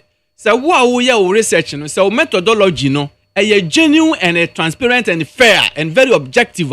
You don't position somebody for first for say one day there be on the defense. In fact, there is nothing like say institution back who repeat certain position for about 10 years. No, the be and 5 years on the it's not possible. Okay, that shows a defect in the methodology. Omo findings, more research and more report. It points out that there is a defect in it. And nothing I can say. Say Ghana had media houses be a best 100. Nasi ranking more every year. Be a nasi be baku be there. Position not to be 100 network. It means near or no crampo ya ranking no. Na juane who was him. All right. Mami fa breaking news way and fan tuja. Na breaking news and then they say Oman Penying. Honorable Nasara Asafo an appointment in over 10 minutes. No, making kind of mouse is here neighbor. Way also for immediate release, revocation of Honorable Nasara Asafo's appointment. In accordance with Article 81A of the Constitution, the President of the Republic, in another Akufo-Addo, has revoked the appointment of Honorable Nasara Asafo, Member of Parliament for Dome Kwabenya, as Minister for Gender, Children and Social Protection with immediate effect. The Minister for Sanitation and Water Resources, Madam Cecilia Benadapa, will continue to act as a caretaker minister for the Ministry of Gender, Children and Social Protection until such a time that the President Akufo-Addo appoints a substantive minister. Signed, Eugene Ahin, Director of Communications, Office of the President. Etiofo, the woman is Honorable Nasara Asafo. Putupuru amaneba efiri omampanya so ye na manebofo Eugene Ahin. Ede ababetu dwane se Honorable Nasara Asafo omampanyin ni dibia se oye Gender, Children and Social Protection soafo no waje ede afiri ne nsem. Eti ye mama Cecilia Benadapa na ogusu atwa akire onto so omampanyin ede nipa foforo beba nti we breaking news eno so ababetu dwa high neat 100.9 Yegusu ayene na no usu apia oye Executive Director Global Intelligence Security Analysis Center ono na yene no egusu edi nkomofa posi adwuma no ene sa perception yesusu say keta asehye no ekoso but wadwe choro de befa 0503721744 0503721744 nana wuji di say OSEI adwuma no are they doing enough? Say nipa saafo bi nso a womo yesa agwo no. Won betimi ahwepo wom on the line ana. OSEI adwuma no they are doing enough. I'm not holding brief for them, but I can see on authority say that who involve who in any misconduct and say extortion and any act biana the service frown upon. Definitely you will be sanctioned. A lot of them, each and every time, they go on interdiction. Some get their ranks removed. Some also, get their promotion even stalled. And the institution itself, day in and day out, they have a lot of reforms. They say, they have a strong mandate to ensure, say, they investigate and even recommend prosecution for or against personnel or more involved in all kind of things that the administration frown upon. And the measures be brave administration no dey go akwan mu. As an institution na enipa na ewom dey manjari we dey na wuntimi nya 100%. But I'm telling you on authority say there are other institutions in this country that they are more corrupt than the police. But what the police painting be account? No, I'm being very fair. When it is bad, I because speak against the civilians na say man for no. Ebia yemu bi adwen be esa no ye engage the police no more eti ebia wo engage police bia police officers no wunya police nipa be ye 10 ebia bu ba kope enemy engagement how dey be you need the police fo ahen na wo betimi de won say bu say wate ana say obi ama on sutre say police ni we etimaje obi bribe 5,000 Ghana cedis police fo ahen 5,000 I can't. Police for ahe na obetimi kura de won sasi ubu aka we are not talking about the quantum of the money. The quantum is what the analysis need to focus on. They don't need to just spread nyeman kitinkiti. We yes a one institution, one minor cry. It means you are not focusing on people who are making the country to lose money to corruption. The objectives for fighting corruption is to ensure say or minor ebenya the appropriate revenue and the resource to develop the country. Mebwa. I don't think you're fighting corruption. Otherwise, we don't need to, hustle ourselves to say you're fighting corruption. Yeah, pepe. Now, mine, the essay and second and Santima can hear the Yajuma. And I mean, besides, say, positive one, and I'll bet me I can what say, Baku 40 million baby, edgy will be 5,000, 10,000, 2,000 Ghana cedis. But there are institutions in this country, and I know can say, Ubet make uncountable people are. Baku 40 GBA 5,000, 10,000. Kasa microphone boom. Now share the magnitude of losses on my course or minor. And if you just sit back, now say all the South one no question corner baby. Now the way no more the earning kitten no don't better to highlight now. I mean you are shifting the focus. You are not even helping you more or minor. IGP emu ayeno yet timely. We do on one the blue we no cross anidia. IGP sembisa webisa. Ene sadia wabi yano edia fano. As a IGP are rubbish adiana outright. Unim the concern back when say you see Ghana Police Service they embark on international assignment. Unim sir. Peacekeeping, United Nations. Yes. AU ni adinyina omoyebi. Enti halving the image and maintaining the image on the international and the global scene no, is one of the biggest concerns for the IGP. Enti say all the report to be able to Ghana say ofin say report no. There's defect in it. Rather it is fueling a wrong perception. Now a carve bad image for the institution. He has every right to respond.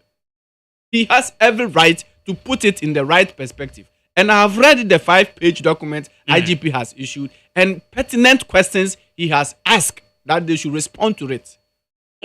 What shall baby or say it has been observed that the research did not cover some other public institutions such as Ghana Ports and Harbours Authority, Ghana Civil Aviation Authority, Audit Service, Parliamentary Service, Ghana National Fire Service, Gaming Commission, public media houses, National Disaster Management Organization, Narcotic Control Commission, Attorney General's Department, the Registrar General's Department, among others. Yeah. And these are all the institutions we believe that the public deal with regularly. Them. Yes.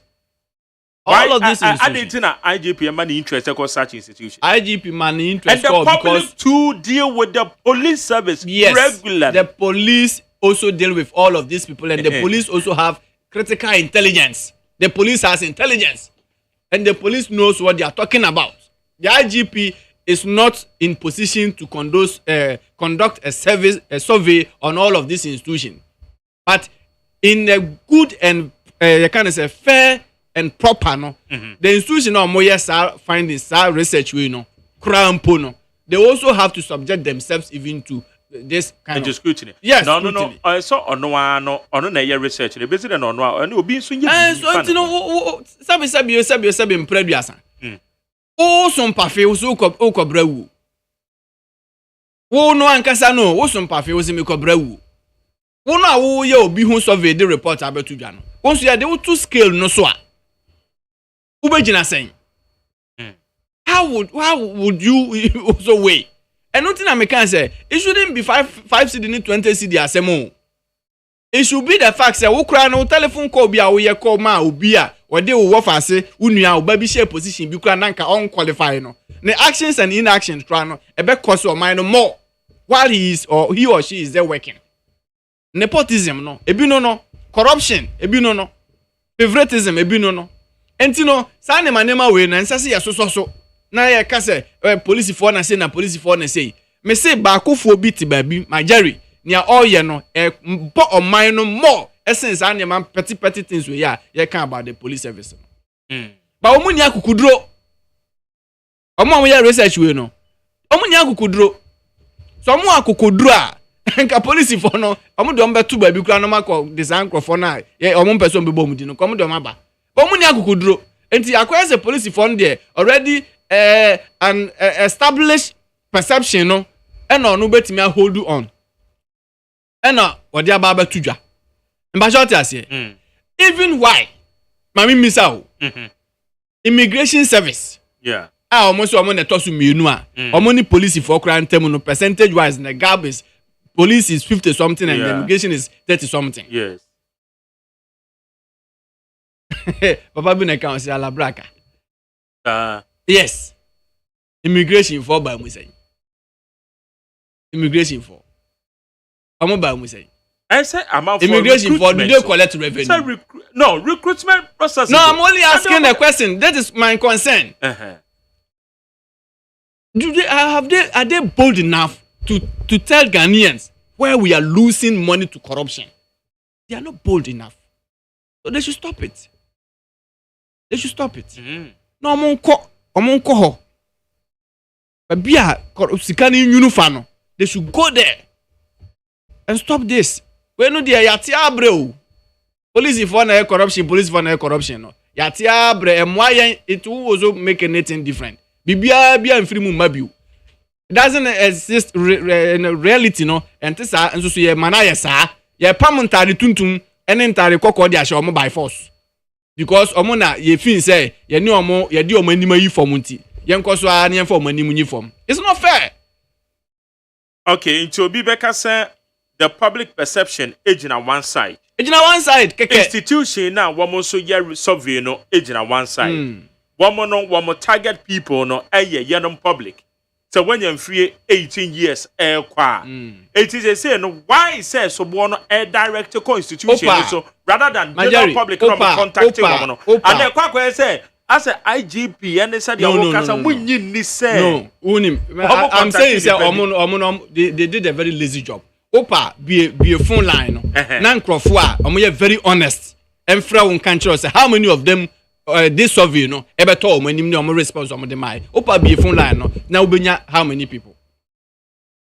Opa be media so mopa munya sa survey ni sesi na mo say mo be ye and am be fan say mo be ye sa dey we. Survey ba be to dwa no. Eye adua show no me man to dwumadie so biama kana wo ye survey bi. Or picking about 14 calls. Out of the 14 calls, no, emu 6. I can say, one more extra BB the amount for.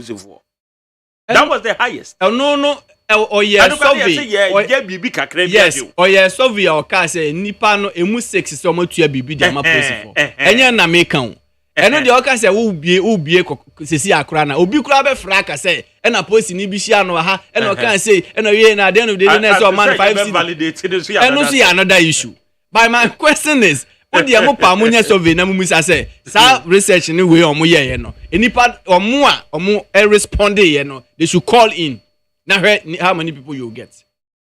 My bisa say, I'm not saying, say, what I want to say is, my Jerry. Sankrofon report to Namdi was to just to satisfy their foreign partners and to denigrate the country and the Ghana Police Service. And it is wrong.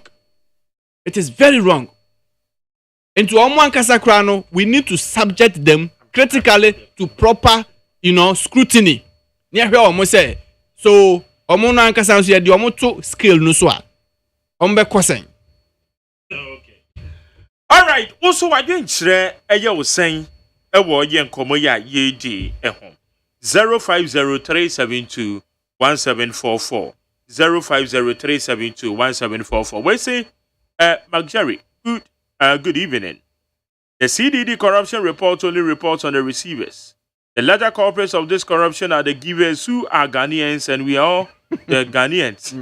Now, if the giver and the receiver are all equally guilty, why do they single out only the receivers and do not even see the need to do a report on the conduct, behavior, and attitude of the giver with recommendations? The perception should address the conduct and attitude of we Ghanaians, as well as the economic environment structures and systems that we operate in. To me, the giver must also be assessed so we can have a comprehensive and meaningful report where a yoku cooking or the laboni and or the abba. Where says Sarah Safo's expulsion from her post as minister was long overdue. MPP is a party full of brainy persons. So for this young lady to stampede the gender ministry as she is the only only lady with the needed human conveyor belt on your girl, please.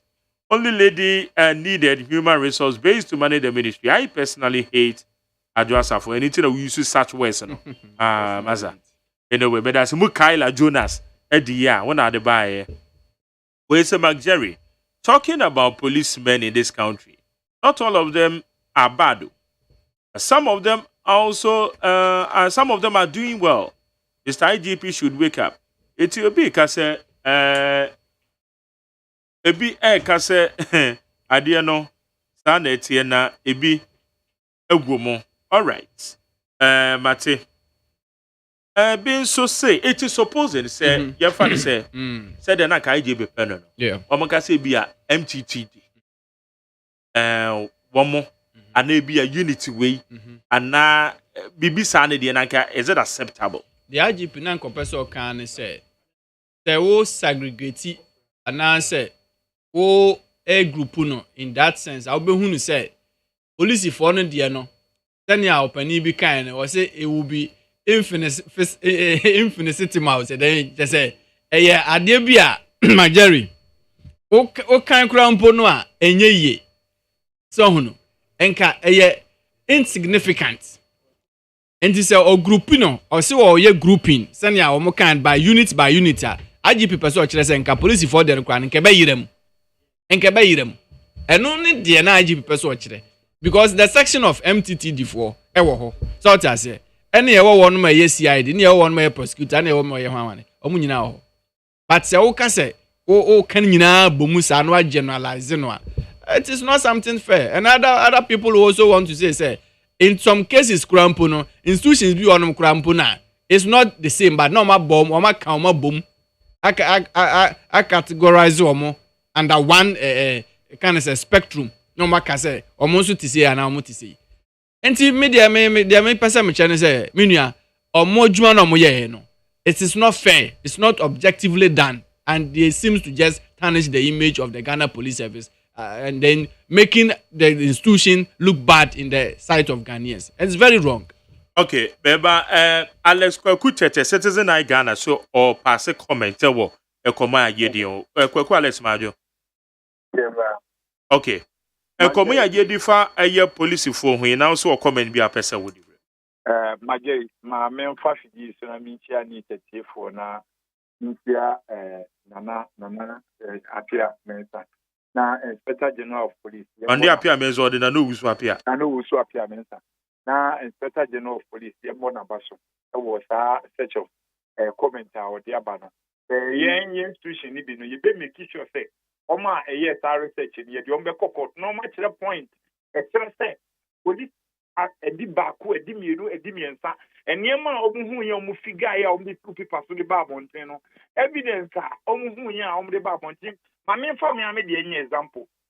Some DBL, yeah, now no DBL channel. Now may drive it. May drive it, I didn't tell me lances. The light, when so, almost gave me, I think 200, almost my receipt.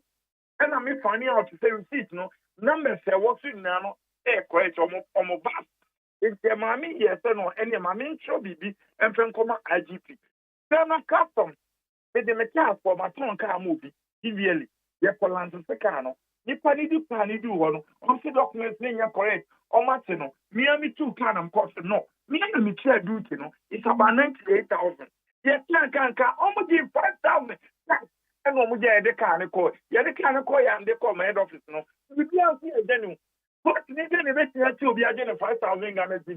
Minimum 1 minister or attending the single tree.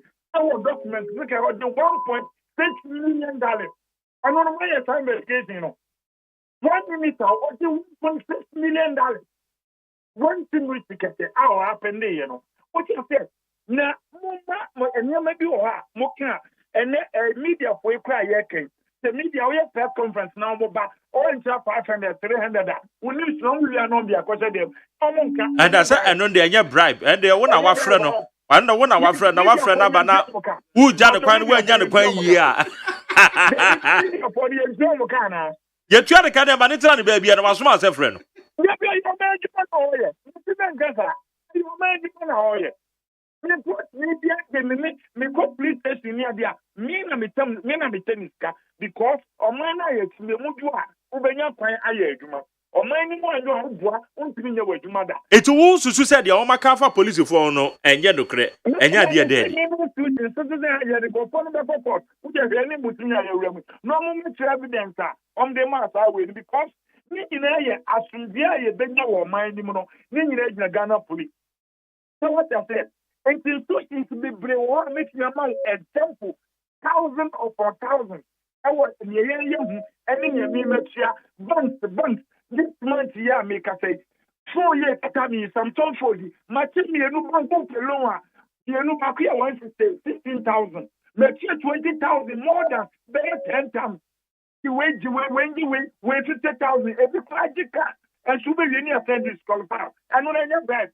Eti obi so bebisa se anya na bia posifu ya omugina kwan so yi se driver ni bi na mfomso ne ho a ne womo fa ne kwan na anya na emu bi nso yehu se bia na ebi womo demand bibi na ne na ko munya isa de womo gya ya perception na ma fom ho no o point na wo make no e good one say ebi o have VIP ni pe wo me 45 ebi e 50 me driver na me driver kasa e wo ya se no nsanwo many posts ni kasa ya o se dey insurance can insurance here comprehensive amayo but na edawa edami office na mkata ni say o ma mi champo penseni no say ya kan ya post ni no 100 oje 100 no dey ye no any person can ni nyina be more than 28 passengers car o ma hu e ti dey no mbe kan no so what I say e ti eni o ma bi o ho a meti aka say e ya na police for no so mo ya na omo di gu oma omo fi because in so you need to be wa mata tiki omo di wo kroma ha no wanya wa yi na opa ye bie wo niam so wotema port wo yi niam o pe o ovia no asan so ja hokọ wo betia wo ye den wo betia na no omo di custom for no oni ska custom for de e bi no mama example metimi so abodin because me oni patre na diska e di nyina wo mudin de ye hia thank you. So what I say, for phone a investigation, woman didn't have any idea to about things. Then me say, make me approve. So what I say, and any money be brewa custom for, man custom print policy by, no man print custom documents, no, and the man individual, but no man ye, man you duty no man just cano, a bit 30,000, 20,000, 50,000. No more the man just ask Canada show motor, and then you're bright. One more must be a money is your car. Once they be a bit me and show instant. No, I do 2,000 crowd. Me won't be crowd. Okay. Me say be crowd. And see, omo ye be ma. Omo ma ye who say. Na no e be pejo e be koso. With that police untimi en level. E will go with my yetimo no. Okay. Better say no intervention ade aba. Remember comparison forestry. And we back na he we from ya tema ye ntwia. Mutase nwia no. E fa he e na be gu ba bia ye ton nwia. Uni omo ti se usu sika omo di. Forestry. Forestry. When you omo nyina afi. Uni forestry go sika omo jingo go. Ko kwanso. Okay.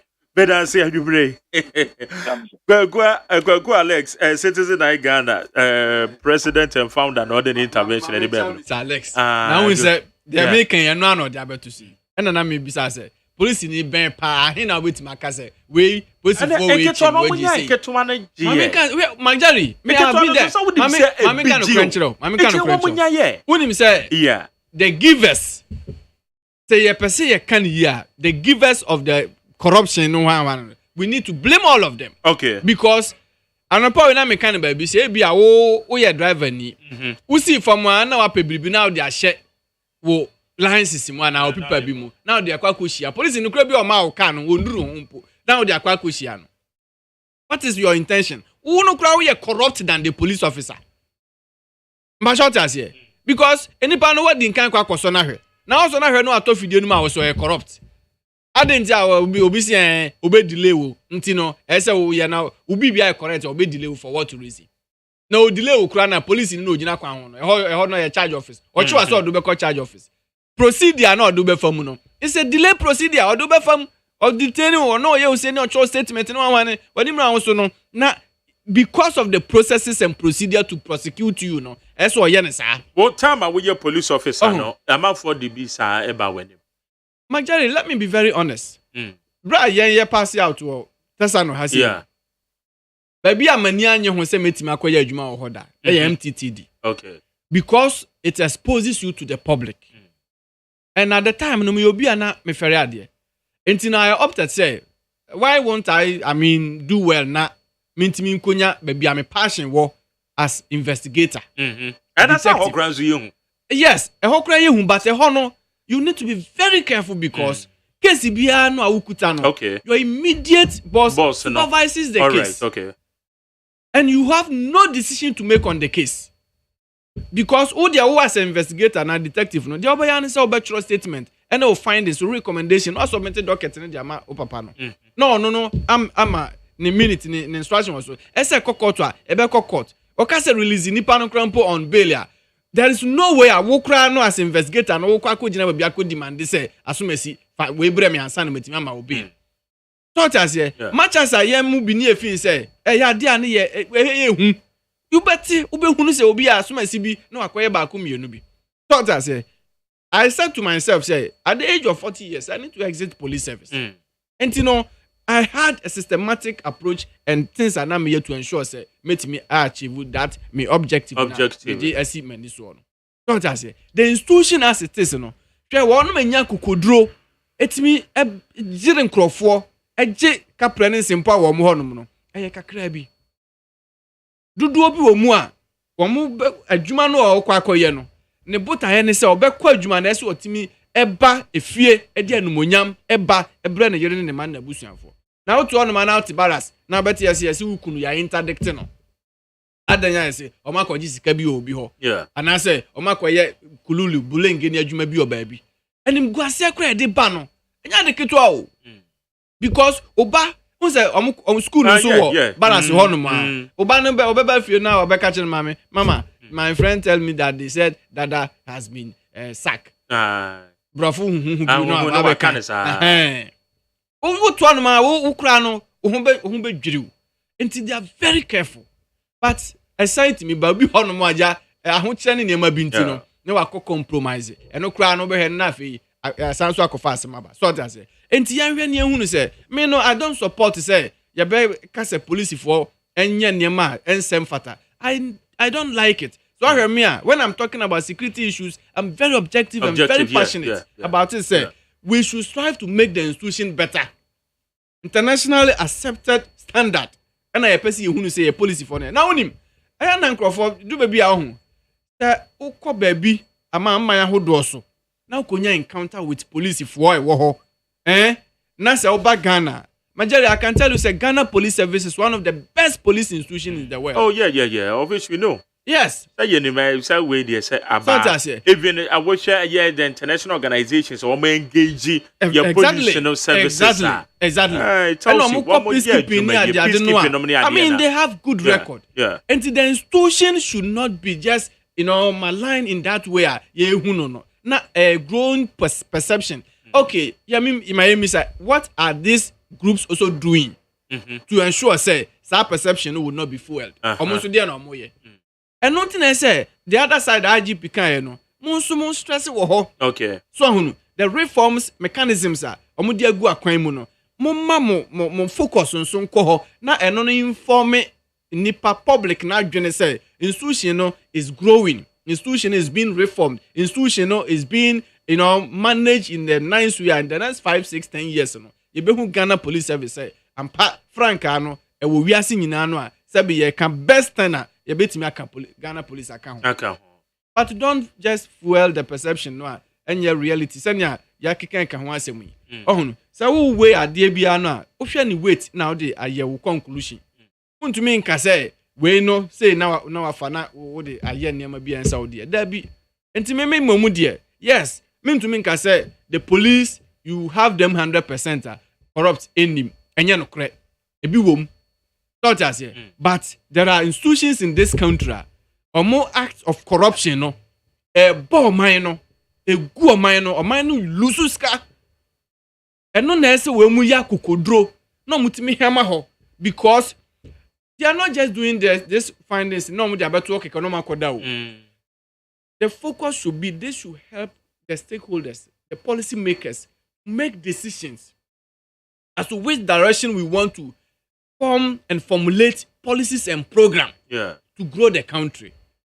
That is what you should look at. And they say, and the broad spectrum, no say, oh, stress and your man, dear. That's all we say. And he found out man, you lose you see come more echo. So now you fighting corruption measures. I would do ben and fan to see a debate fighting corruption. And no, you know, they say, okay. Now, oh, cultural nema we know the betu jana kase wa sample nipa 15,000 to represent over 30 million. One man can say even 500,000 for 15,000, not even up to 100,000, 15,000. Really? Manjeri. Okay, how you need 100.9? Answer number question for no. Ma menye your thoughts on a video be called viral. Senior officers, junior officers banter. Yes, I senior officers see how junior officers see power. Among for to be boy, a man, ya now for them, pussy for be. Send it here with you. You see, police at Jumano, then you know, your catcher said you need to respect your immediate area officer or even me, you call your squad crown. Then you know, I ever pass out to. But number, seniority in rank and in number, you need to respect. Ebi me number 41, who you number 42. Okay. Me you senior. All right. And you also respect me. Ebi me number 40, who you number 39. Yeah. I say me respect you number 39 no. Because we me senior. Okay. So what I say. And the sanctity no, sa discipline no, ye dema. Na wonim edu baby a enema bi hadwen makasa asem we ba mekoso aka. Some of the senior officers omo eda subia dia ebeye omo routine. Baby obeko bi obehu junior rank, junior officer no. Opese oye ne ho most superior and thank God over the personnel. Without the recourse say apart from uniform no, omo ye nipa. And apart from uniform, Jerry, ebi awo no privilege be, who education be into what be a senior officer. Yeah. But in age wise, when you the same. Yeah. Not as okay. Or sounds to a family person where you will be kunu or you will be papa. And if for some mindset, you know, they approach you in a nice way. But so to me, na say be a assign me, baby na me ye duty wo. Now who says I duty na me ye no. Ye illegal. And now say you have a doubt on it. The police administration has a process.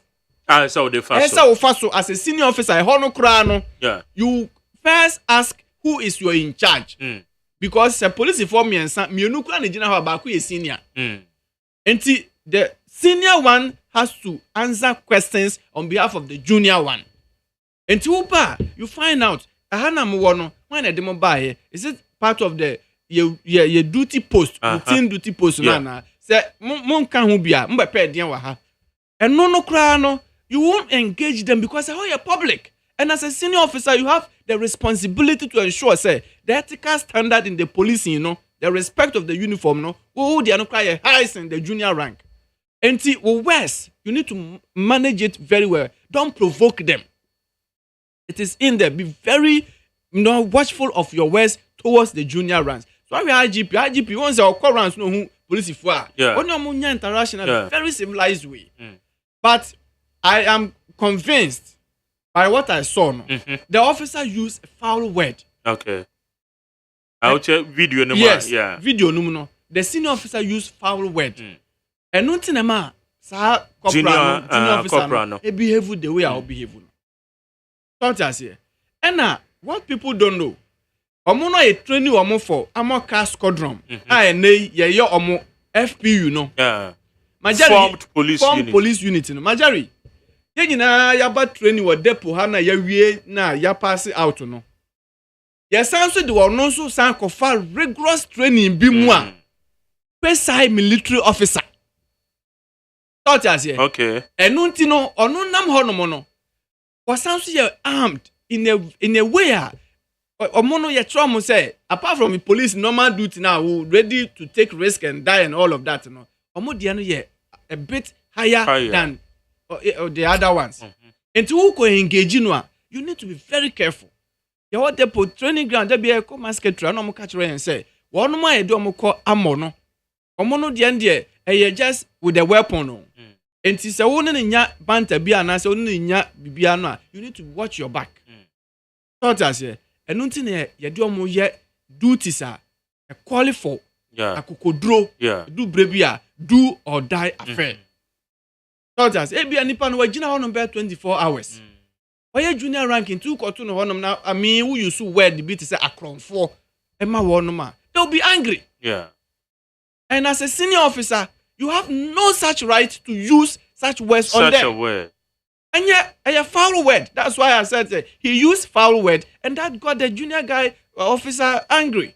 Well, nipa, irrespective, say, in my opinion, so I'm going to investigation into it. The officer should be called. Hey, Miss Anis or call you know, a DNA is see, dear no cocaine. Exactly. Unfortunately, we him. The ayana me do be a me do yan say.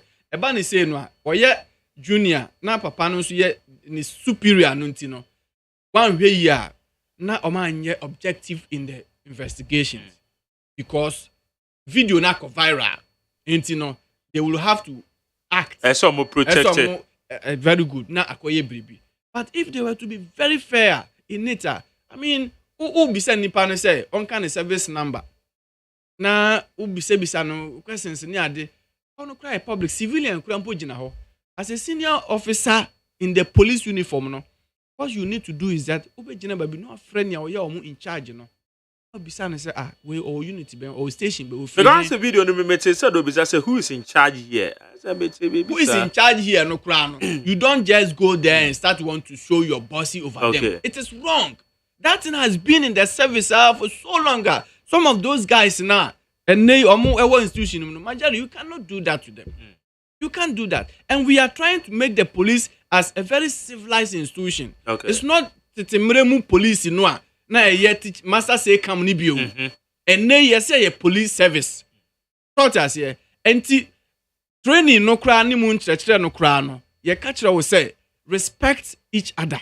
All right. You say respect is commanded but not demanded. In the police, omo can say same way. And wo senior officer no, you have a duty to accord the junior rank also some level of respect. And also junior officer no has every right to respect you, crank to crank. But be so mouse are respect no. So when Timmy and mouse are respect no, ono cry no sabi in the record, even in the police career cry no, it's at stake. All right. Because there be an mutual report, administrative confidential report about the conduct of the personnel. Of course there be a thought as here. And to me momudie, me who video no. I did my analysis. I heard the junior guy telling the officer, say, Unshan ammo. So say, Unshan unit honor. So that's it. It means the guy was angry. And I read the demeanor and the posture of the police, the senior officer, no, talking to the other inspectors. And the truth of the matter is that Inspector Noah, who work for the one who say, only no ekwakunya nkitahudie no. Udu station and our post to one. The first point of call is the inspector, but not the corporal or the sergeant. Okay. And to make crown police and nay crown pona sabi o mefrejum me do ba bi na police fo gina honum na so mo enipa mienu mi ensa na gina honum. The first question I ask is mpacho ho na ye mu in charge. Because uko conduct who in any way bi na se biribi ba wi a uko in charge no ho be ka cho say na oba ye say obusa yeah ye in charge. Thought I say entino yan hwe sa ne mani ye na yan hunu say police for no omo ye ebinum kununom ebinum ye binum yerenom ne ade they are all coming from home enti we a senior officer and e bia o china bi no ono nso onya opportunity ni bia obetima ba hwe wonim minim crofo bia na omo ye inspectors na omo training crofo wo depo hase Majari and sa inspectors no omo da so ye bia chief inspectors ni okay but womo training womo as we no ebi ma ba ba ye ASP DSPs and supo okay omo rise abetwe mu be 2-3 gap difference into shano you have to salute the person enti sa na adwuma no All right. etie Okay. How you need 100.9 in a torchlight no yehwe aye post adwuma no eti ye ne retired police officer ye friend Nana Ogusu apia no na ne ye no si nkonyo ye executive director de ma aye global intelligence and security analysis center ono na ye no edi enkomo na adwumre won so bra na won so be kire wadwen na ye hu ye kɔ already no so medical announce dada say adwumre ya krata efiri omampani aso ye ya beto dwane say Honorable Sarajo Asafo eye MP Domekwa Benya MP waje ni dibia oye soafo gender ministry hono waje say dibia no e de finisem it now ma menje won so wadwe nkyere 03022 43540 03022 43540 and 03022 57902 na won so also, many what doing chairman for as an essay messages EB power. Oh, okay, Majo.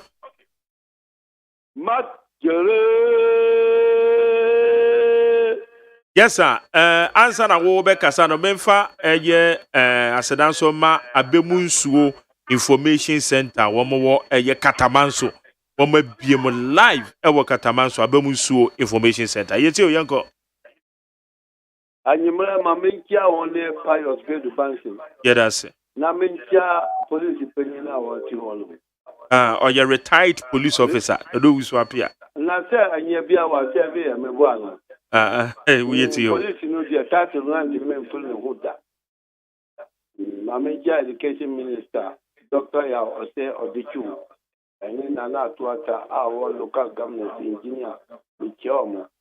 Majari Polisi ya jima nanka ya aya jima nanka se ba wies kwa ontimi ko jonesa akuonu dugo mu no mo bo omanu ban ana mo bo ya nkasa ni padua ban enti polisi ya jima nanka nye kitwa o majale misi kanino kwa ya faso fa polisi kurano asana be kata polisi wadibona na edimpa na mebisano se ene eba ni sei obekate obetise polisi akoyete polisi binumzu omoye papa wo mu nti mebisano se tisiano ediana ebe tisaya ma sesia bebre polisi ajima nya kondo ma yangola no amuwe school asema mepete mbisano no Yemfa adio di ha beba jo majo Manjare. Yes sir. Aja ni moni mi kasa flo fan ko beria. Eja yetio. Divance election akan na enumri de na menchia mo fa ja conform energy minister. Na menchia Mr. Sound Zoom Lion boss. Asamu amoka no.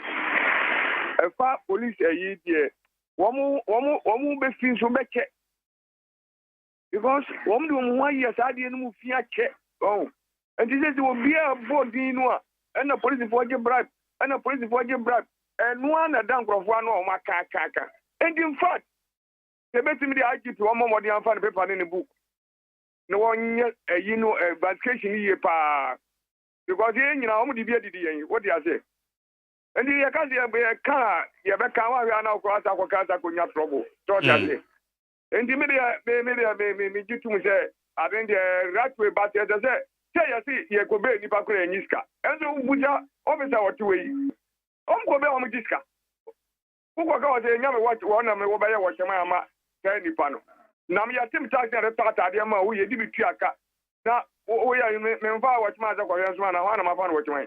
Okay, better say mama fa we ye majo Yenia Magdari. Yes sir, yetio. Yeah, Okruman sani ni kasefri in sawam. Yo, Papa. Yeah, meeting chia de ma etiefo nyina ne titiru ni woni ewo nsawom adwagiri municipality. Corruption once my yake. Yeah, the yemu ani emra down. Emma me se ye nuanmo asofo ikura. Kasao. Papa nya tro consultation fee. Na so consultation fee ye mo asofo no bi eje. Eno enti corruption be pa na fee we. It will be a stress omunya police for no omunya adwuma na easy corruption e kwa na start free Adam entimi frɛ sɛ yɛmmɔ ɛbra papa ebetimi aboa ama ɔman na fa ne ntama pɛfria na sɛ yɛmmɔ ɛmmra no ɛyɛ adwuma me gidi sɛ ɛmmra no ankasa ɛbɛtete yie ama bibi atumi atotɔ ne kwa so bɛda sɛ yɛ mame fa wo yɛ majo Majali awofabia bɛmɛ na yɛtie o awofa wo yɛ de nyankopɔn dom nyankopɔn hwɛ mo so papa pa bo dwuma papa nyankopɔn nhyira wo me fa cha me tia me papa police no ti on nyankopɔn nhyira no pa ne kasa yɛ me de onum kasa nyankopɔn nka no ho me fa cha wadawro mama yewura professor me akrofi me tia papa na yewura bo achi agya akon me tia papa na yewura Canada Japan no my FM yɛ dia ɔno so be stand for president nyankopɔn nhyira mpanifo yi ma me kan sɛ nipa no de say when you research so people be na de ba you say approach for collapse approach for research and ebetu adwumako bi na yɛ research people acho me madwin mu a me nko madwin mu dia omo deserve approach for deserve so mo yɛ stress papa Majali let's me try mu a graphic road Accra graphic road car na etim no police ni so achika no baba bring your license baba na nsi fomo na chere me ti say for 10 city come police ni no they see how they come na baba na me money mo gu afi o ye duma mo nyama ho ntikakra na servicemen no border immigration amo border Nigeria for everybody mujiji ska ka lodu ayi bebre nyina mujiji ska no man the service ayi for no de omo nyina collect na principal do mujiji kan papa oni ngo bonya juma bye bye bedas beba cho beba wajo nyame asumuje enen kamo ayegruwe papa bedas yetio yo medas bebre am fanchama papa na otufo the kasta yet there when the young plan ka IGP sam fan kan every me yejuma amo poko fi omo timi tamba onim juma ni ye papa the best on come boom the IGP am fan Nancy fo ejuma ni de eniminyam adama abusuya asaye emininyam adama oman no but obini mu wo ha efie bia mense wo aburu sorodo ti say ya ye wo area se ye betuma transfer police ni aba area ha eye drama for ye dwuma the say police ni ba kwan so no so ba chubi wo area wo kwan nkyana wo kapetwo kra na oba ogalawe odi uko office so a obi no chobwa to ho 200 obejo the passengers kakra wo kam dia ya na ya no passengers kakra wo kan mo obesi omo na odi uko office odi uko pe no aka di 200 na wa ka jawo ya nti agite fa na nancy form ya kasa police for ni na sebe but obi no wo ha omedwuma say ni Manasi me da so be. Bedas mame fa de odi ho me ba cho majo me du so na mo magere yetio wa oni ani amoni fita me frefie za mangasi yo ona mo magere wa boduma pa minchia ye chief police na ono akasa akase pa nkoma ye roda mianti o chief executive of authorities board amasi akwatia masuma me kan say no kwarni ye see e kan enye police for nko customs, prisons, migrations, doctors, pastors. Tese mi hu sector ni na ebi wo ho. Me mo ni mi se kwan ben so ne be fa sa de ni na beka. Oh, o da me ka say police for ebi ye pa ebi so de edin. Ye mi se obi se ma wie lawyer law school. Onya wie na obo one other VAT. Ebi ni pay ayahe. Police need to pass it out. Ubehu na no so da won dem. Eba ne sen. Obia yiwo bubi. Won, wo ko habo say ya sika habo. Epi o me ebi esi o mani mu beka o kana wu. Eyi ka ni wie no si, hey. Kiri na 1000. Na ko. Ade na wo say basa. Ahokwa do mo gisika kese pa team kokko cast la. nti kwan bɛn so ne ɛbɛfa mo fa to baako fo so ɔmo deɛ na epia mɔnten na ɛfɛ mo so no boys no yɛ ne too much ntira ɛna ne ɛtɔ so biom yɛ papa police nea woka fa yɛ ne esi yɛ no no masere pii woka baako anka baako ne esi yɛ no mehwɛ akwala ne kasa no toward papa no ɛnyɛ because nka soja ni no hu nipa ni a nka to aso bɛkoto tem bia na ɔmo de soja fo atwa police fo ya na ya wo be ma no chief inspector na me mo fa se pa so na chi baba police ja na ha me nti address me ma yen okay mami fa last one eba cho ma joy ma jari nyame aso wie ka enka so yetio but o efo na mi kasa no ma jari ensema mu dia betrasi nyina yeni Ghana dia ade opia be kasa police for no omo ya juma papa nemo media ka dia mi pese mi kama IGP ni se ato be onu kasa on this daddy no on share efia atari no share ke no transport trotro ye kana ye ni ya o kasa police ni se police wo ya juma majani wudi ni asi tre Accra Kingsway ani anopa majani ura be ku kefe ebe kasa police fu no mu transport no mu ya juma no sorry aduma no mu ye tuo muka kefe after the police ni bia kasa card onu akata di man no di pick kana time na why Ghana fu fa ye ni asi penchira police Michael Babi say Ghana fu move on ni asi ko register general I will ready a time rent control na Ghana fu move ko passport office ha institutions in ai kai they play more corrupt than the police but the ministry say abai no for the near system obi bia no be ya di dia nye say cross be cost on the abai for the night traffic so we and this new majority chesa public account committee ita ya hunu ye bia no ngwa be ka we have this come ka bi bia bi but that say what I need to say majority enu say me that so what this am sakwasi we majority ni person ni kama MPP for na dey say we slow e politics and nanti suna ni nine way say say majority in na du bia doctors person muka and the next may appeal we have already we so be bia bet we buami because majority operation ko e be me nine 12,000 Ghana 12,000 na his one na mi ko nya sa sika we 40 na mi na mi strempe for mi stremo. Okay. That's yo. It's your full MPP or your serial caller. It's a monpanage. And up here, more copy of you. Anyway, how you need that point tonight? Nanapi auntie, but Madame Fubia are sending me audio. I say, yeah, your program, no. I say, Bugusu Amokaya, Watra Barrier, you know.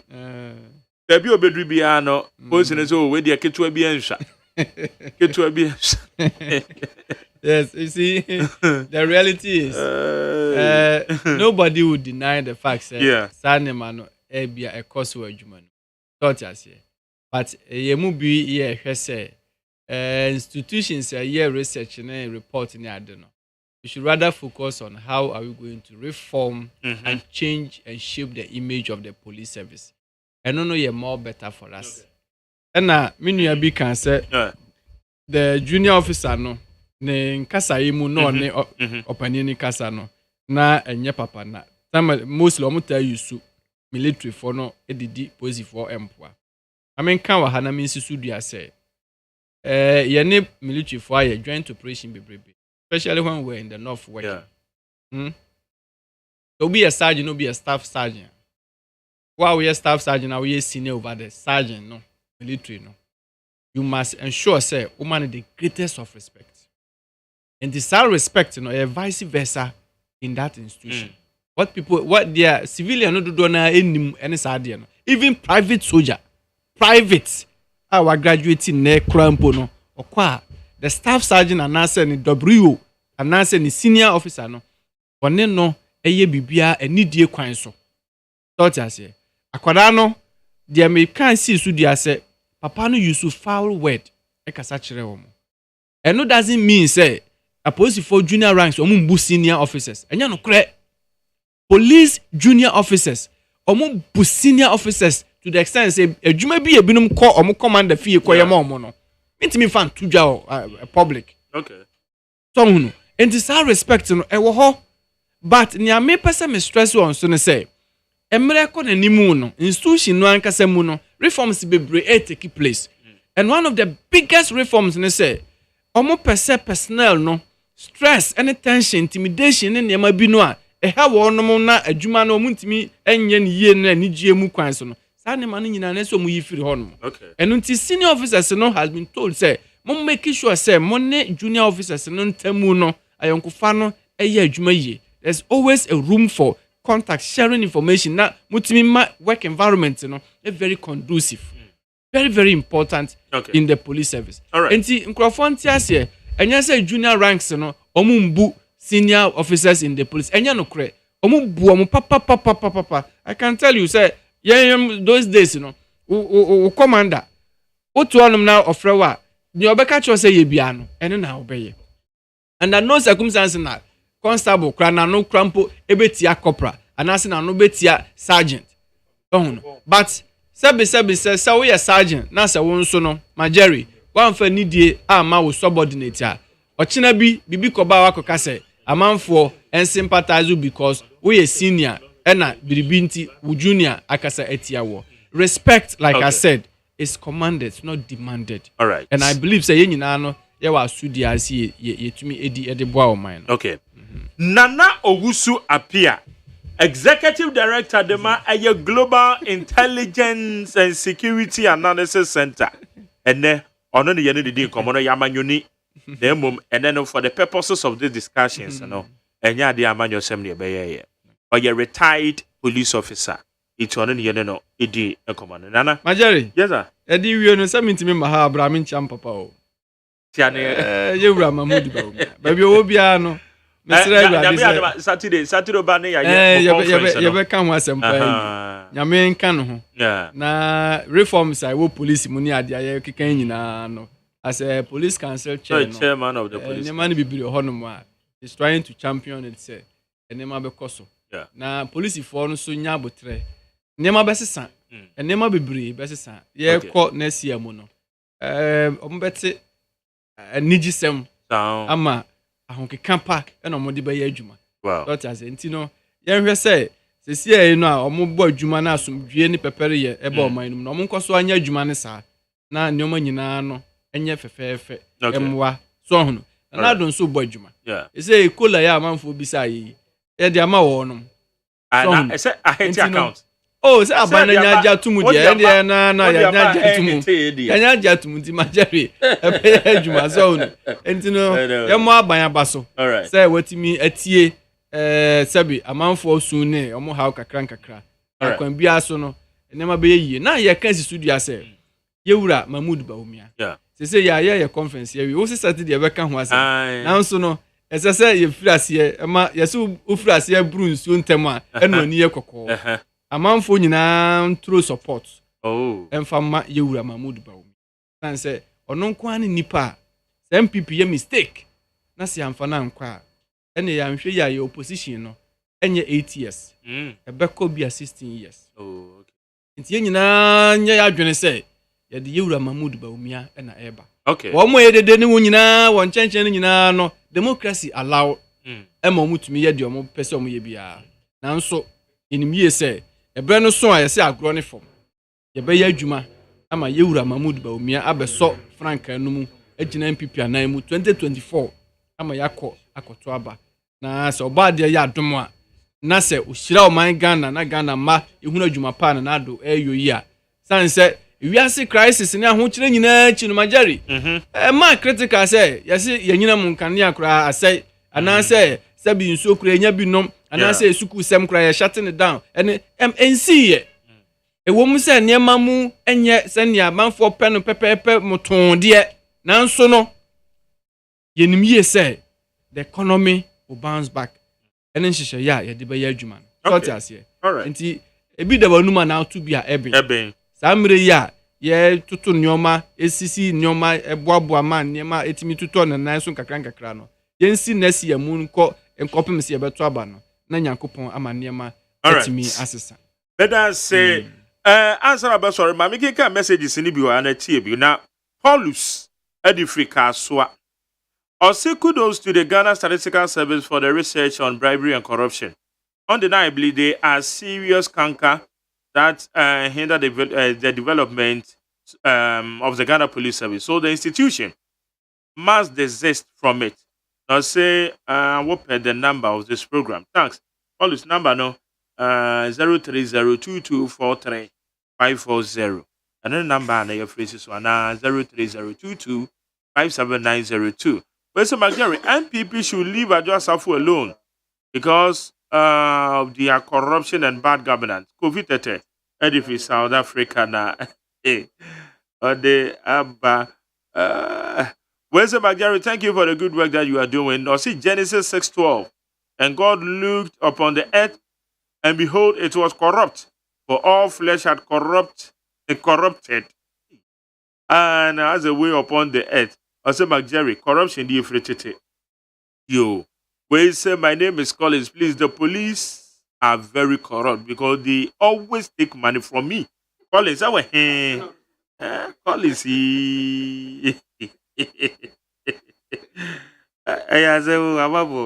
all right. Where say Jerry, I'm a Muslim myself, and we are enjoying all the liberty we desire. And so, whether Muslim president or not, we are voting massively for JDM. Where's it? Good evening, Jerry. Where's it, Jerry? Since 19th May 2019 till date, I have not received my Ghana card. I say Ghana card is sensing. Eric Boadi Edifri Bechim. Also, sometimes when I hear the NDC talking, I become furious because they speak like they had not been in power before.